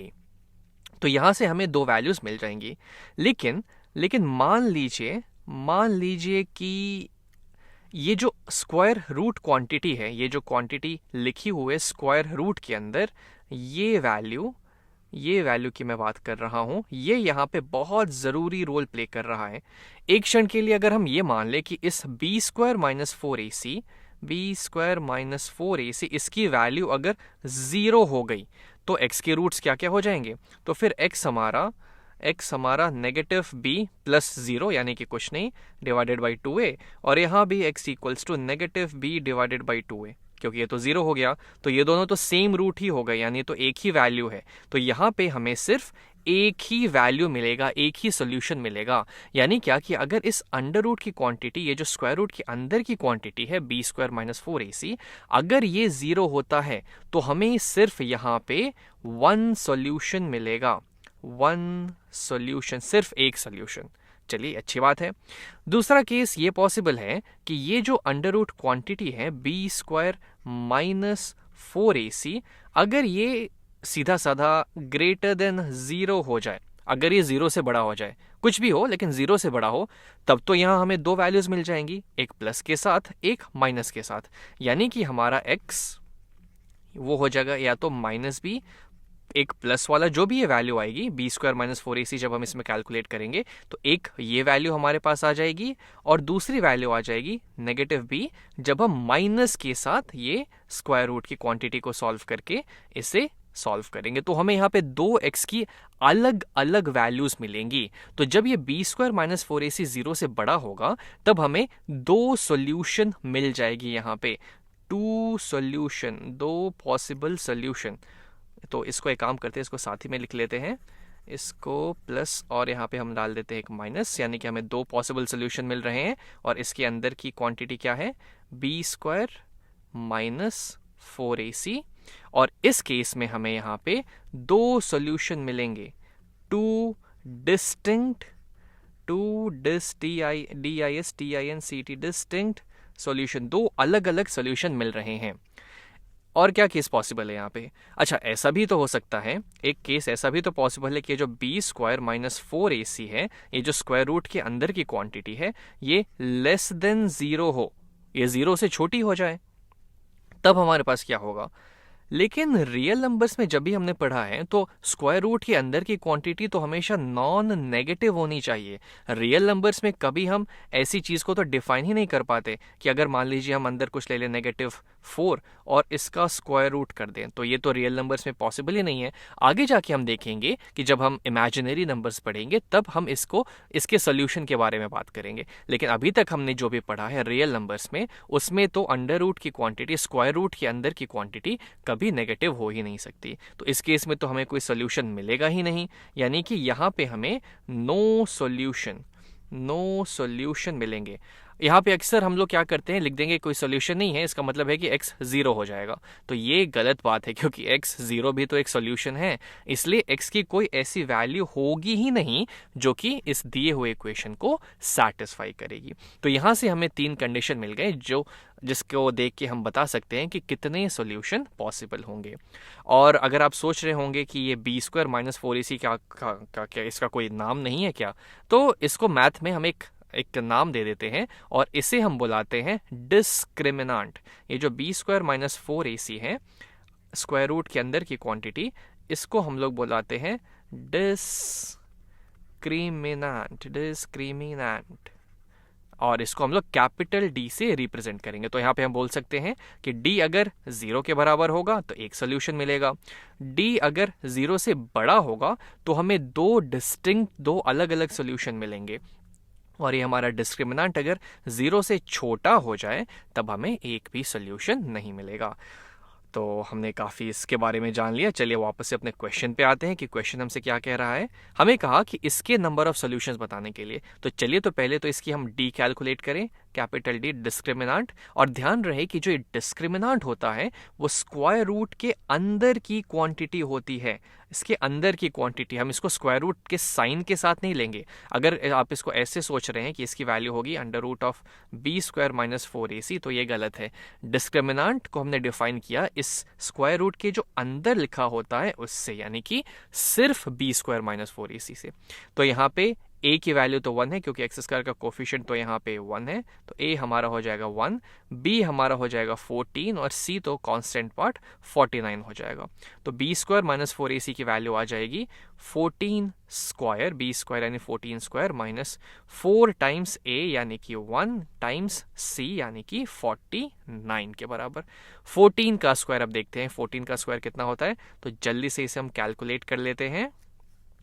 14 times 14 multiply करें, 4 4 ज़ा 16, यहाँ पे आ जाएगा 1, 4 1 ज़ा 4 5, और फिर 10 से मल्टीप्लाई करेंगे तो ये हो जाएगा 140, 6 9 और 1 196, ये आ गया, माइनस 4 टाइम्स 1 हुआ 4, और 4 टाइम्स 49 भी कर लेते हैं जल्दी से। 49 को 4 से मल्टीप्लाई करेंगे तो 9 4 ज़ा 36, यहाँ पे आ जाएगा 3 4 4 ज़ा 16, 17 18 19, 196 ये भी आ गया। यानी कि ये तो आपस में कैंसिल हो गए और हमें मिल गई वैल्यू 0 के बराबर।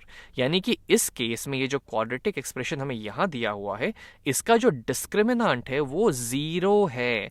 अब अगर डिस्क्रिमिनांट 0 हो गया तो इसका क्या मतलब है, इसका ये सीधा सा मतलब हो गया, ये वाला कंडीशन, ये पहला कंडीशन कि डिस्क्रिमिनांट 0 है तो इसके अंदर की क्वांटिटी तो 0 हो गई, यानी कि इसका सिर्फ एक ही सॉल्यूशन होगा, -p डिवाइडेड बाई 2 है। यही एक x की वैल्यू होगी जो इसको सेटिस्फाई करेगी। यानी कि इसकी सिर्फ 1 सॉल्यूशन ही पॉसिबल है, सिर्फ एक सॉल्यूशन पॉसिबल है। और जल्दी से अगर हम कैलकुलेट करना चाहिए वो सॉल्यूशन क्या होगा, तो -b था हमारा 14, तो ये हो जाएगा -14 डिवाइडेड बाई 2 टाइम्स a तो 1 ही था तो डिवाइडेड बाई 2, तो ये हो जाएगा -7 के बराबर। यानी कि दिए हुए क्वाड्रेटिक एक्सप्रेशन का जो एक सॉल्यूशन होगा वो हो जाएगा -7।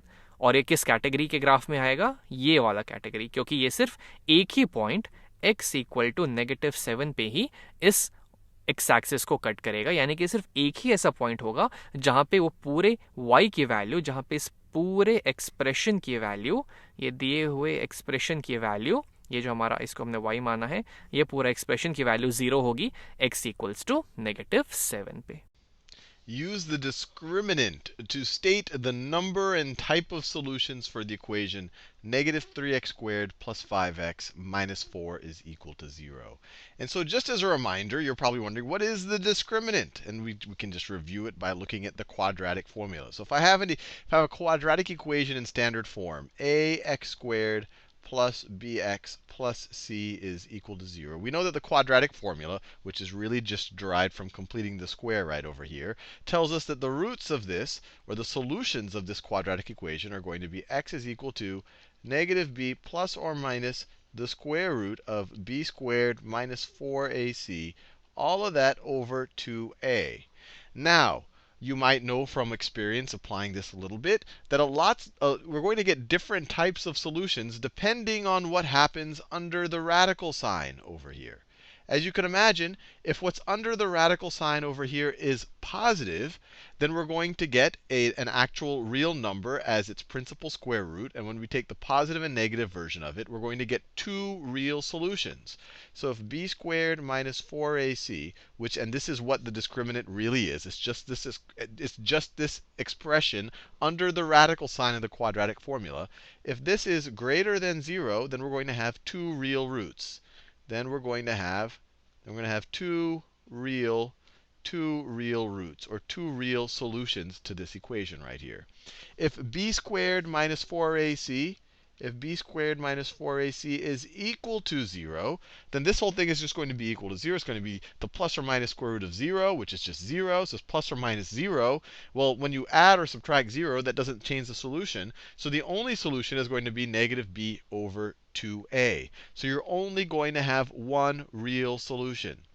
So this is going to be one, I'll just write the number 1, one real solution. Or you could kind of say you have a repeated root here. You can kind of say you're having it twice. Or you could say one real solution, or one real root. Now, if b squared minus 4ac were negative, you might already imagine what will happen.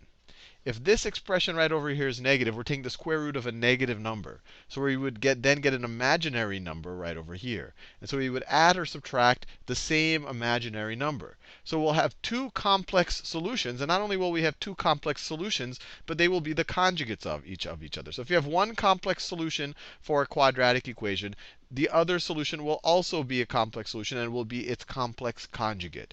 So here we would have two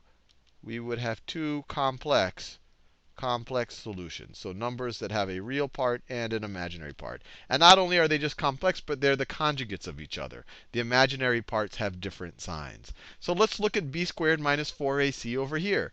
This is our a, this is our b, and this is our c. Let me label them. A, b, c. And I can do that because we've written it in standard form. Everything is on one side, or in particular the left-hand side. We have a 0 on the right-hand side. We've written it in descending, power form, or the descending degree. Or we have our second degree term first, then our first degree term, then our constant term. And so we can evaluate the discriminant. B squared is 5.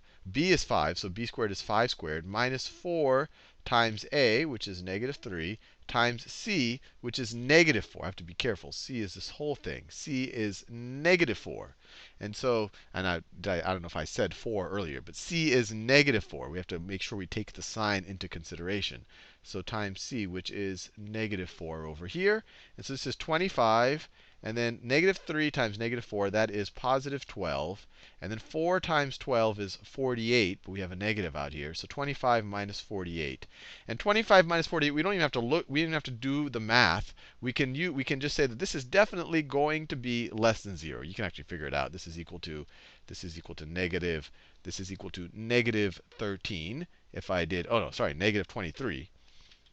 Negative 23, which is clearly less than 0. So our discriminant in this situation is less than 0. So we are going to have two complex roots here, and they're going to be each other's conjugates. The height of a triangle is 4 centimeter less than the length of its base. अब एक triangle है जिसकी जो height है वो उसके base की length से 4 सेंटीमीटर कम है. The area of the triangle is 30 centimetre square. उसी ट्रायंगल का जो टोटल एरिया है वो 30 सेंटीमीटर स्क्वायर है. तो हमसे पूछा गया है कि find the height and the base, कि उस ट्रायंगल का हाइट और बेस आखिर कितना होगा. और ये कैलकुलेट करने के लिए हमें जो एरिया का फॉर्मूला यूज करना है वो है half times base times height. तो चलिए पहले तो यहाँ पे एक हम ट्रायंगल बना लेते हैं ताकि हम इस चीज़ को विजुअलाइज कर पाएँ. मान लेते हैं कि ये मेरा वो ट्रायंगल है जिसकी यहाँ पे बात हो रही है. ये हमारा ट्रायंगल बन गया. इसमें ये जो है ये इसकी हाइट हो गई, ये जो है ये इसकी हाइट होगी जो कि बेस के परपेंडिकुलर है. इसके लेंथ हम कुछ h मान लेते हैं. और ये है हमारा बेस जिसकी लेंथ हम कुछ b मान लेते हैं. अब बी और एच में एक रिलेशन तो हमें यहाँ दे दिया गया है कि जो हाइट ऑफ द ट्राइंगल है, यानी कि जो एच है हमारा, वो लेंथ ऑफ द बेस यानी कि बी से 4 कम है। यानी क्या, जो एच होगा हमारा, यानी जो हमारा एच होगा वो बी से 4 कम होगा। एक इक्वेशन हमें यहां से मिल गई, एक रिलेशन हमें मिल गया एच और बी के बीच। इसके अलावा हमें यह दिया हुआ है कि the area of the triangle is 30 centimetre square. यानी कि ट्राइंगल का जो एरिया है, इस ट्राइंगल का जो एरिया होगा, यानी क्या, ये जो शेडेड पोर्शन है, मैं यहाँ पे इसको शेड करता हूँ, इस ट्राइंगल, ये जो एरिया है जो कि ट्राइंगल कवर कर रहा है अंदर, इसकी जो टोटल वैल्यू है, ये एरिया जो है वो 30 सेंटीमीटर स्क्वायर है। अब एरिया होता है half times base times height, यानी क्या कि इसका मतलब हुआ half times base times height, इसकी वैल्यू 30 दे रखी है। ये हमारा सेकेंड इक्वेशन हो गया। अब इन दोनों इक्वेशन की मदद से हमें इस ट्रायंगल का बेस और हाइट बताना है। तो इसको हम कैसे सोच सकते हैं? इसमें थोड़ा सा हमें एलिमिनेशन मेथड या फिर सब्स्टिट्यूशन मेथड का चलिए हम यहाँ पे यूज़ करते हैं। सब्स्टिट्यूशन मेथड का मतलब हुआ कि हम एक वेरिएबल का वैल्यू किसी भी एक इक्वेशन से उठा के दूसरे वाले इक्वेशन में सब्स्टिट्यूट करेंगे, डाल देंगे। जैसे कि पहले इक्वेशन को देख के यहाँ मुझे डायरेक्टली दिख रहा है कि जो h है वो b-4 है, तो इस h की वैल्यू b के टर्म्स में मैं यहाँ पे डाल देता हूँ। अब इससे फ़ायदा क्या होगा? इससे हमारी जो दूसरी इक्वेशन है उसमें सिर्फ एक ही अननोन बच जाएगा b, जिसको हम फिर आगे देखेंगे कि कैसे सॉल्व किया जाए। तो चलिए ये काम करते हैं, इस h की वैल्यू को हम यहाँ पे डाल देते हैं। तो हमें यहाँ पे मिल जाएगा half times b times h की जगह हमने डाल दिया b-4, इसकी वैल्यू है 30 के बराबर। अब चलिए इसको सॉल्व करने की कोशिश करते हैं। तो दोनों साइड अगर हम 2 से मल्टीप्लाई कर देंगे, इधर भी इंटू 2, इधर भी इंटू 2, तो ऊपर और नीचे ये तो हो जाएगा 1। तो हमें यहाँ पे फाइनली मिल जाएगा, यहाँ से हमें फाइनली मिल जाएगा b टाइम्स b-4, इसकी वैल्यू 60 के बराबर आ जाएगी। अब ये तो मुझे क्वाड्रेटिक लग रहा है।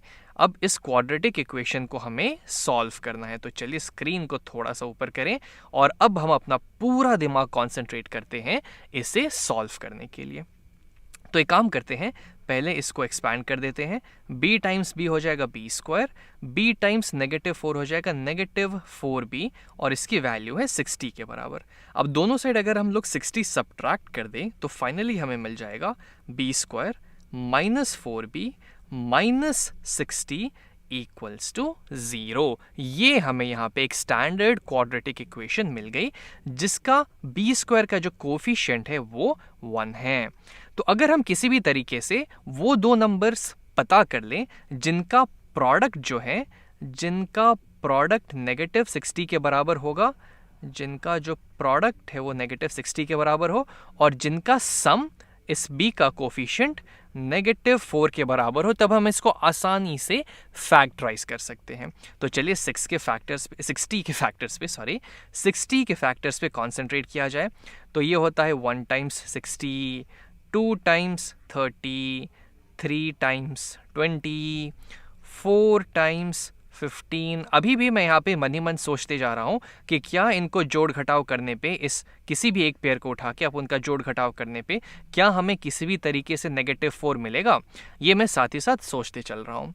तो 4 और 15 पे पहुँच गए, क्योंकि 4 15 60 होता है।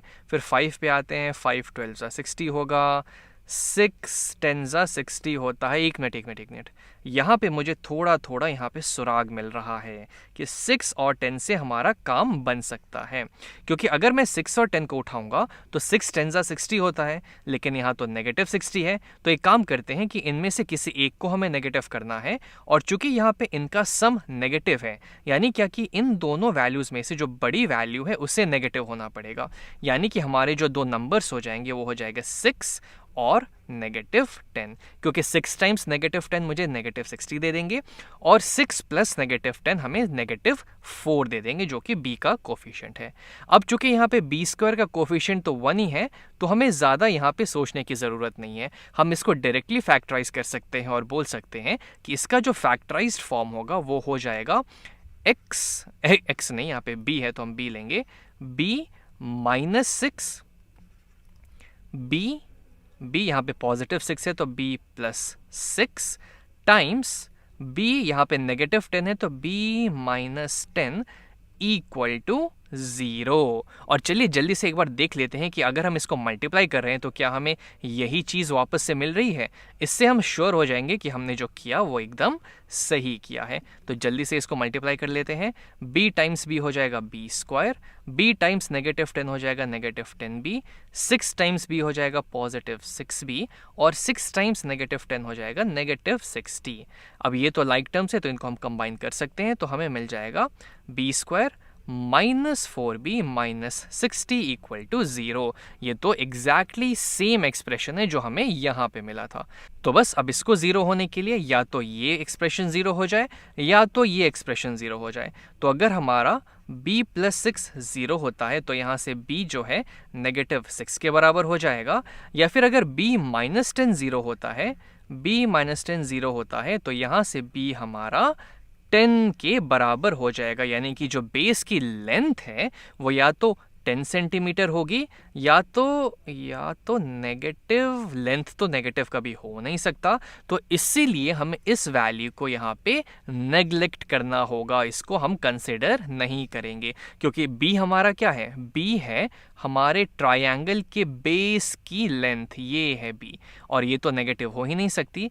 इसलिए इन दोनों वैल्यूज में से हम सिर्फ इस वाले वैल्यू को, इस पॉजिटिव वैल्यू को ही कंसिडर करेंगे। तो हमारे ट्रायंगल की जो लेंथ है वो हो जाएगी 10 सेंटीमीटर के बराबर। अब हाइट कैसे निकाल लेंगे, तो हाइट है b -4, तो b की वैल्यू हम यहाँ रख देते हैं 10 - 4 यानी कि 6 सेंटीमीटर की जो हाइट है ये 6 सेंटीमीटर हो जाएगी। The volume of a box is 405 metre cube. अब एक बॉक्स है जिसका टोटल वॉल्यूम 405 मीटर क्यूब दिया हुआ है। The length is x metres, उसका लेंथ x मीटर्स है। Width is x + 4 metres, width उसका x + 4 मीटर्स है। And the height is 9 metres, और उस बॉक्स का जो हाइट है वो 9 मीटर्स है। तो हमसे क्या पूछा गया है, find the dimensions of the box, के उस बॉक्स का लेंथ और विथ पता करना है, क्योंकि हाइट तो हमें पता ही है, तो फिर हमें उसका लेंथ और विथ ही सिर्फ पता करना है। तो पहली बात तो आप इस वीडियो को पॉज कर लीजिए एक बार और इसको बस एक बार जरूर से खुद ट्राई कीजिए। भले आपका आंसर गलत आए सही आए कोई परवाह नहीं है, लेकिन ट्राई आप जरूर कीजिए इसे एक बार। तो मुझे लगता है कि आप मुझे निराश नहीं करेंगे और इसे एक बार जरूर ट्राई किया होगा आपने। चलिए अब हम इसे मिल के सॉल्व करते हैं। तो जैसे कि मान लेते हैं हमारे पास जो भी बॉक्स है, अब किसी भी बॉक्स का जो वॉल्यूम होता है, वॉल्यूम वो होता है लेंथ टाइम्स विड्थ टाइम्स उसके हाइट के बराबर। Length times width times height करने पे हमें बॉक्स का वॉल्यूम पता चल जाएगा। तो चलिए इन वैल्यूज को हम यहाँ पे रखते हैं और देखते हैं कि हमें क्या मिलता है। तो वॉल्यूम हमें टोटल दिया हुआ है 405 मीटर क्यूब, तो इसकी जगह हमने डाल दिया 405। लेंथ हमें दिया हुआ है x मीटर्स, टाइम्स विड्थ हमें दिया हुआ है x + 4, यानी कि जो भी लेंथ होगा उससे 4 मीटर ज्यादा उसका विड्थ होगा। तो यहाँ पे ये हो जाएगा x + 4 टाइम्स हाइट तो 9 मीटर हमें दी हुई है। तो यहाँ से हमें एक सिंपल सा इक्वेशन मिल गया कि 9x टाइम्स x + 4, मैंने इस राइट हैंड साइड को पहले लिख दिया, 9 टाइम्स x हो गया 9x टाइम्स x + 4, इसकी वैल्यू 405 के बराबर हो जाएगी। तो पहले तो हम यहाँ से इस 9 को हटाने की कोशिश करते हैं, तो उसके लिए हम दोनों साइड 9 से डिवाइड कर देंगे। तो ऊपर नीचे 9 से डिवाइड करने पे ये हो जाएगा 1, यहाँ पे आ जाएगा 9 × 1 = 9, 9 × 4 = 36 होता है, और 4 नीचे कैरी हो जाएगा, 4 और 5 भी नीचे आ जाएगा, 9 5 ज़ा 45 होता है, तो ऊपर 45 आ जाएगा। यानी कि हमारे पास ये आ गया x टाइम्स x प्लस 4, इसकी वैल्यू 45 हो गई। तो चलिए अब हम इसको एक्सपैंड करते हैं, तो ये हमें दे देगा x टाइम्स x हो जाएगा x स्क्वायर, x टाइम्स 4 हो जाएगा प्लस 4x इक्वल टू 45। अब इस 45 को हम लेफ्ट हैंड साइड पे ले आते हैं और वो करने के लिए हम दोनों साइड 45 सब्ट्रैक्ट कर देंगे, तो हमें यहाँ फाइनली मिल जाएगा x square plus 4x minus 45 equals to 0। अब ये हमें एक स्टैंडर्ड क्वाड्रेटिक इक्वेशन मिल गया है जहाँ पे एक्स स्क्वायर का जो कोएफिशिएंट है यहाँ पे ये 1 है। यानी क्या कि अगर हम दो नंबर्स यहाँ पे फाइंड कर ले जिनका जो प्रोडक्ट है वो नेगेटिव 45 हो और जिनका सम इस 4 के बराबर हो, तो हम इसको डायरेक्टली फैक्टराइज कर सकते हैं। तो अगर 45 के फैक्टर्स की बात करें तो एक झट से जो मेरे मन में सबसे पहला फैक्टर इसका आता है वो है 9 और 5, क्योंकि 9 5 ज़ा 45 होता है। तो अगर हम 9 और 5 को लें तो 9 5 ज़ा 45 होगा, लेकिन यहाँ पे ये तो नेगेटिव है, यानी क्या कि इन दोनों में से किसी एक वैल्यू को नेगेटिव होनी पड़ेगी। फिर आते हैं इस 4 पे, जिसका मतलब हुआ कि इन दोनों फैक्टर्स के सम को पॉजिटिव 4 होना पड़ेगा, और ये पॉजिटिव तभी होगा जब इन दोनों में से जो बड़ी वैल्यू है वो पॉजिटिव होगी।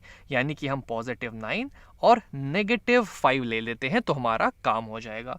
9 टाइम्स नेगेटिव 5 नेगेटिव 45 दे देगा, और 9 प्लस ऑफ माइनस 5 यानी कि 9 माइनस 5 हमें 4 दे देगा। तो हमारा कंडीशन यहाँ पे सेटिस्फाइड हो गया।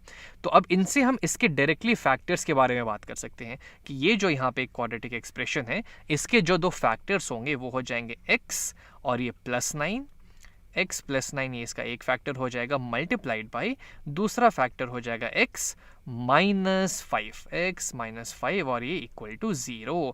अब इसे 0 अगर होना है तो या तो ये पार्ट 0 के बराबर हो जाए या फिर ये पार्ट 0 के बराबर हो जाए। अब अगर x प्लस 9 0 के बराबर है तो यहाँ से हम बोल सकते हैं कि x नेगेटिव 9 के बराबर हो जाएगा, या फिर अगर x माइनस 5 ये 0 के बराबर है तो यहाँ से हम बोल सकते हैं कि x हमारा 5 के बराबर हो जाएगा। और x एक्चुअली में है क्या, x जो है इस बॉक्स का लेंथ है, तो या तो लेंथ 5 मीटर्स के बराबर हो सकता है या फिर लेंथ नेगेटिव 9। लेंथ तो नेगेटिव हो ही नहीं सकता, तो ये वैल्यू हम नेग्लेक्ट कर देंगे, इसे हम हटा देंगे, इसे हम कंसिडर ही नहीं करेंगे। और ये एग्जाम में बहुत ज़रूरी होता है कि किस वैल्यू को आपको नेग्लेक्ट करना है, हटाना है, इस बात का ध्यान आप हमेशा रखिएगा। तो यहाँ से सिर्फ x की एक ही वैल्यू आई, x इक्वल्स टू 5 मीटर, जो कि दिए हुए कंडीशन को सेटिस्फाई करेगी। तो इस बॉक्स का जो लेंथ है, इस बॉक्स का जो लेंथ होगा वो हो जाएगा 5 मीटर। इस बॉक्स का जो विड्थ होगा, बॉक्स की जो विड्थ है, विड्थ वो है x प्लस 4, x से 5 यानी कि 5 प्लस 4 9 मीटर इसके विड्थ हो जाएगी, और हाइट भी 9 मीटर हमें दी हुई है। तो इस तरीके से हमने इस बॉक्स के सारे डायमेंशंस पता कर लिए। A ball is shot into the air from the edge of a building 50 metres above the ground. अब मान लेते हैं कि यहाँ पे हमारे पास एक बिल्डिंग है, जिसमें बहुत सारे परिवार यहाँ रहते हैं, और मैं यहाँ पे एक छोटा सा बिल्डिंग बना लेता हूँ। यहाँ पे इसकी हाइट है 50 मीटर्स, मान लेते हैं ये 50 मीटर्स लंबा है, और यहाँ से एक बॉल को शॉट किया गया हवा में। यहाँ पे एक बॉल थी और इसको हवा में फेंका गया। The initial velocity is 20 metre per second. कितनी रफ्तार थी, कितनी स्पीड थी इसकी, 20 metre per second. The equation h equals to, और h मुझे लगता है कि यहाँ पे हाइट होगा बॉल का। द इक्वेशन, हाइट की इक्वेशन इसने दी हुई है -16 t square plus 20 t plus 50। ये जो इक्वेशन है, और t यहाँ पे t सेकेंड्स, t हमें बता रहा है टाइम कि फेंकने के बाद, जैसे कि t इज इक्वल टू 0, जब समय 0 हुआ होगा तो यहाँ से बॉल फेंकी गई होगी, बॉल ऐसे हवा में गई होगी और फिर ऐसे नीचे ज़मीन पे गिर गई होगी। ये हमारा ग्राउंड सरफेस है, तो यहाँ पे ये बॉल गिर गई होगी हवा में जाके। तो कुछ समय लगा होगा, बॉल यहाँ पे आ गई होगी। ये जो हाइट है यहाँ पे, ये जैसे जैसे हाइट ये चेंज हो रही है, ये जो वर्टिकल हाइट होगी ये हमें h बता रहा है।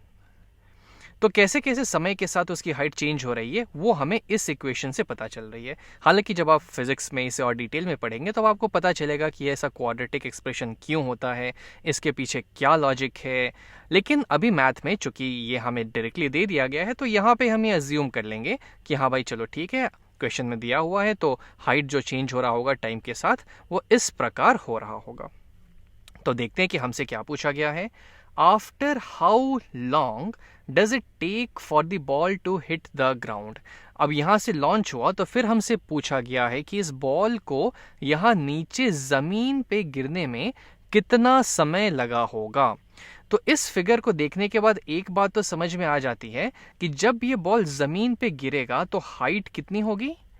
यहाँ पे हाइट ये वर्टिकल लेंथ को इस वर्टिकल हाइट ये h रिप्रेजेंट कर रहा है। तो जब बॉल जमीन पे गिरेगा तो उसकी हाइट तो 0 हो जाएगी, जमीन से उसके डिस्टेंस कितना होगा 0।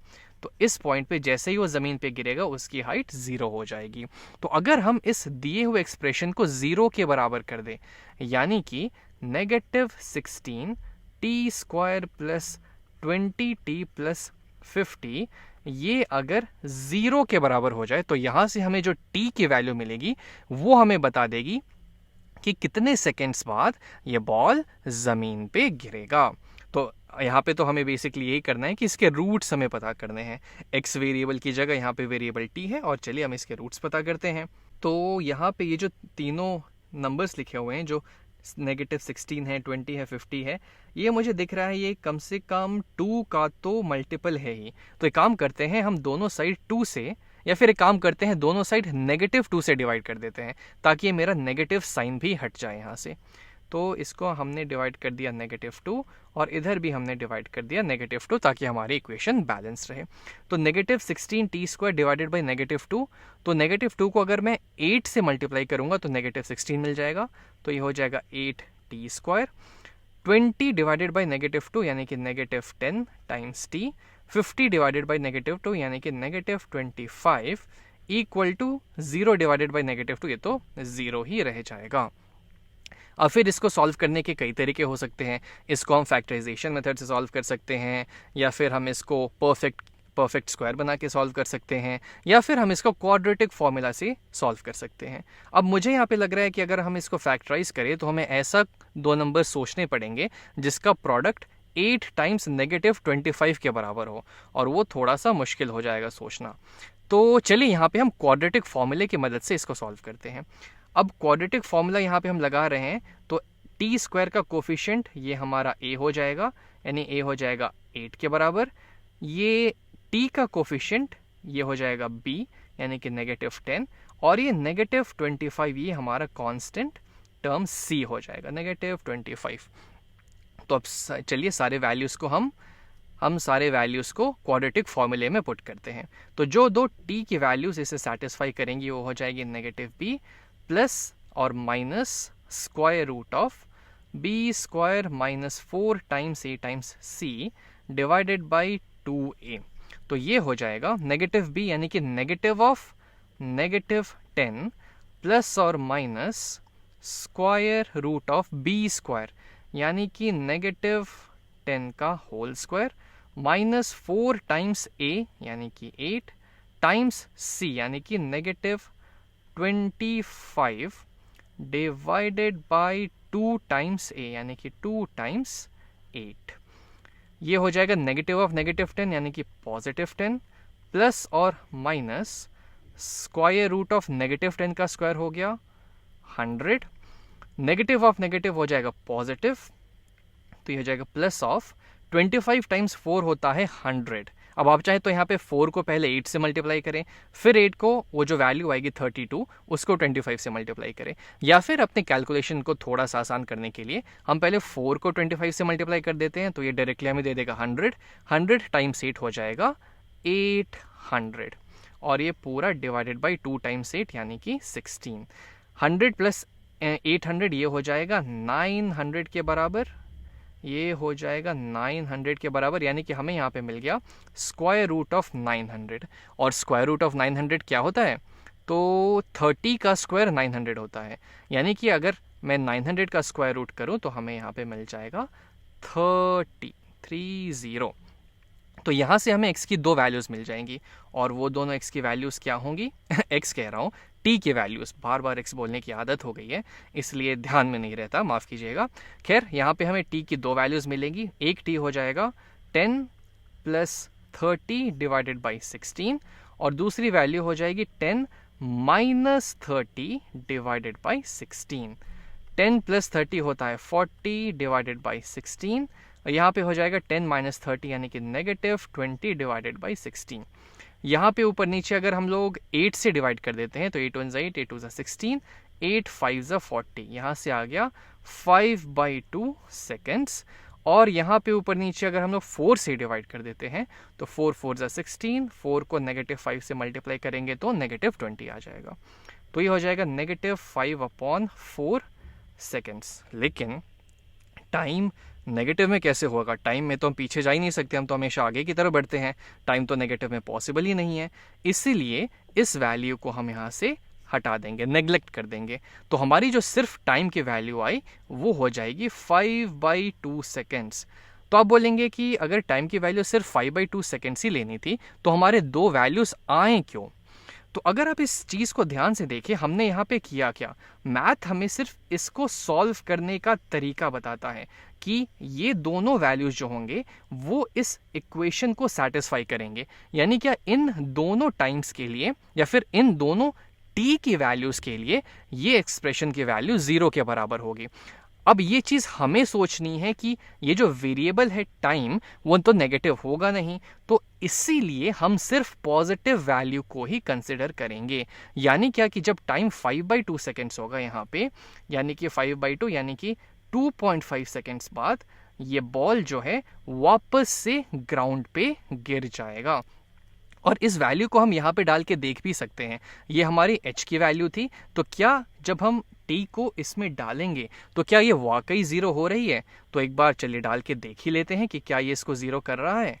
तो ये हो जाएगा, यहाँ पे हमें मिल जाएगा 8 टाइम्स t की वैल्यू हमने डाली 5/2 इसका स्क्वायर -10 टाइम्स 5/2 -25, ये हो जाएगी h की वैल्यू।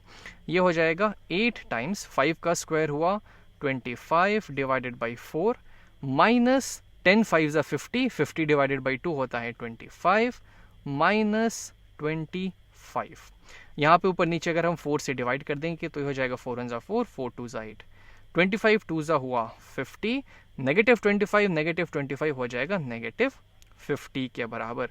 तो ये दोनों तो आपस में कैंसिल और यहाँ से h की वैल्यू 0 आ जाएगी। यानी कि हमने जो किया वो एकदम सही था। जैसे ही टाइम 5.2 नहीं 2.5 सेकेंड्स होगा, ये बॉल ज़मीन पे गिर जाएगा और हाइट 0 हो जाएगी।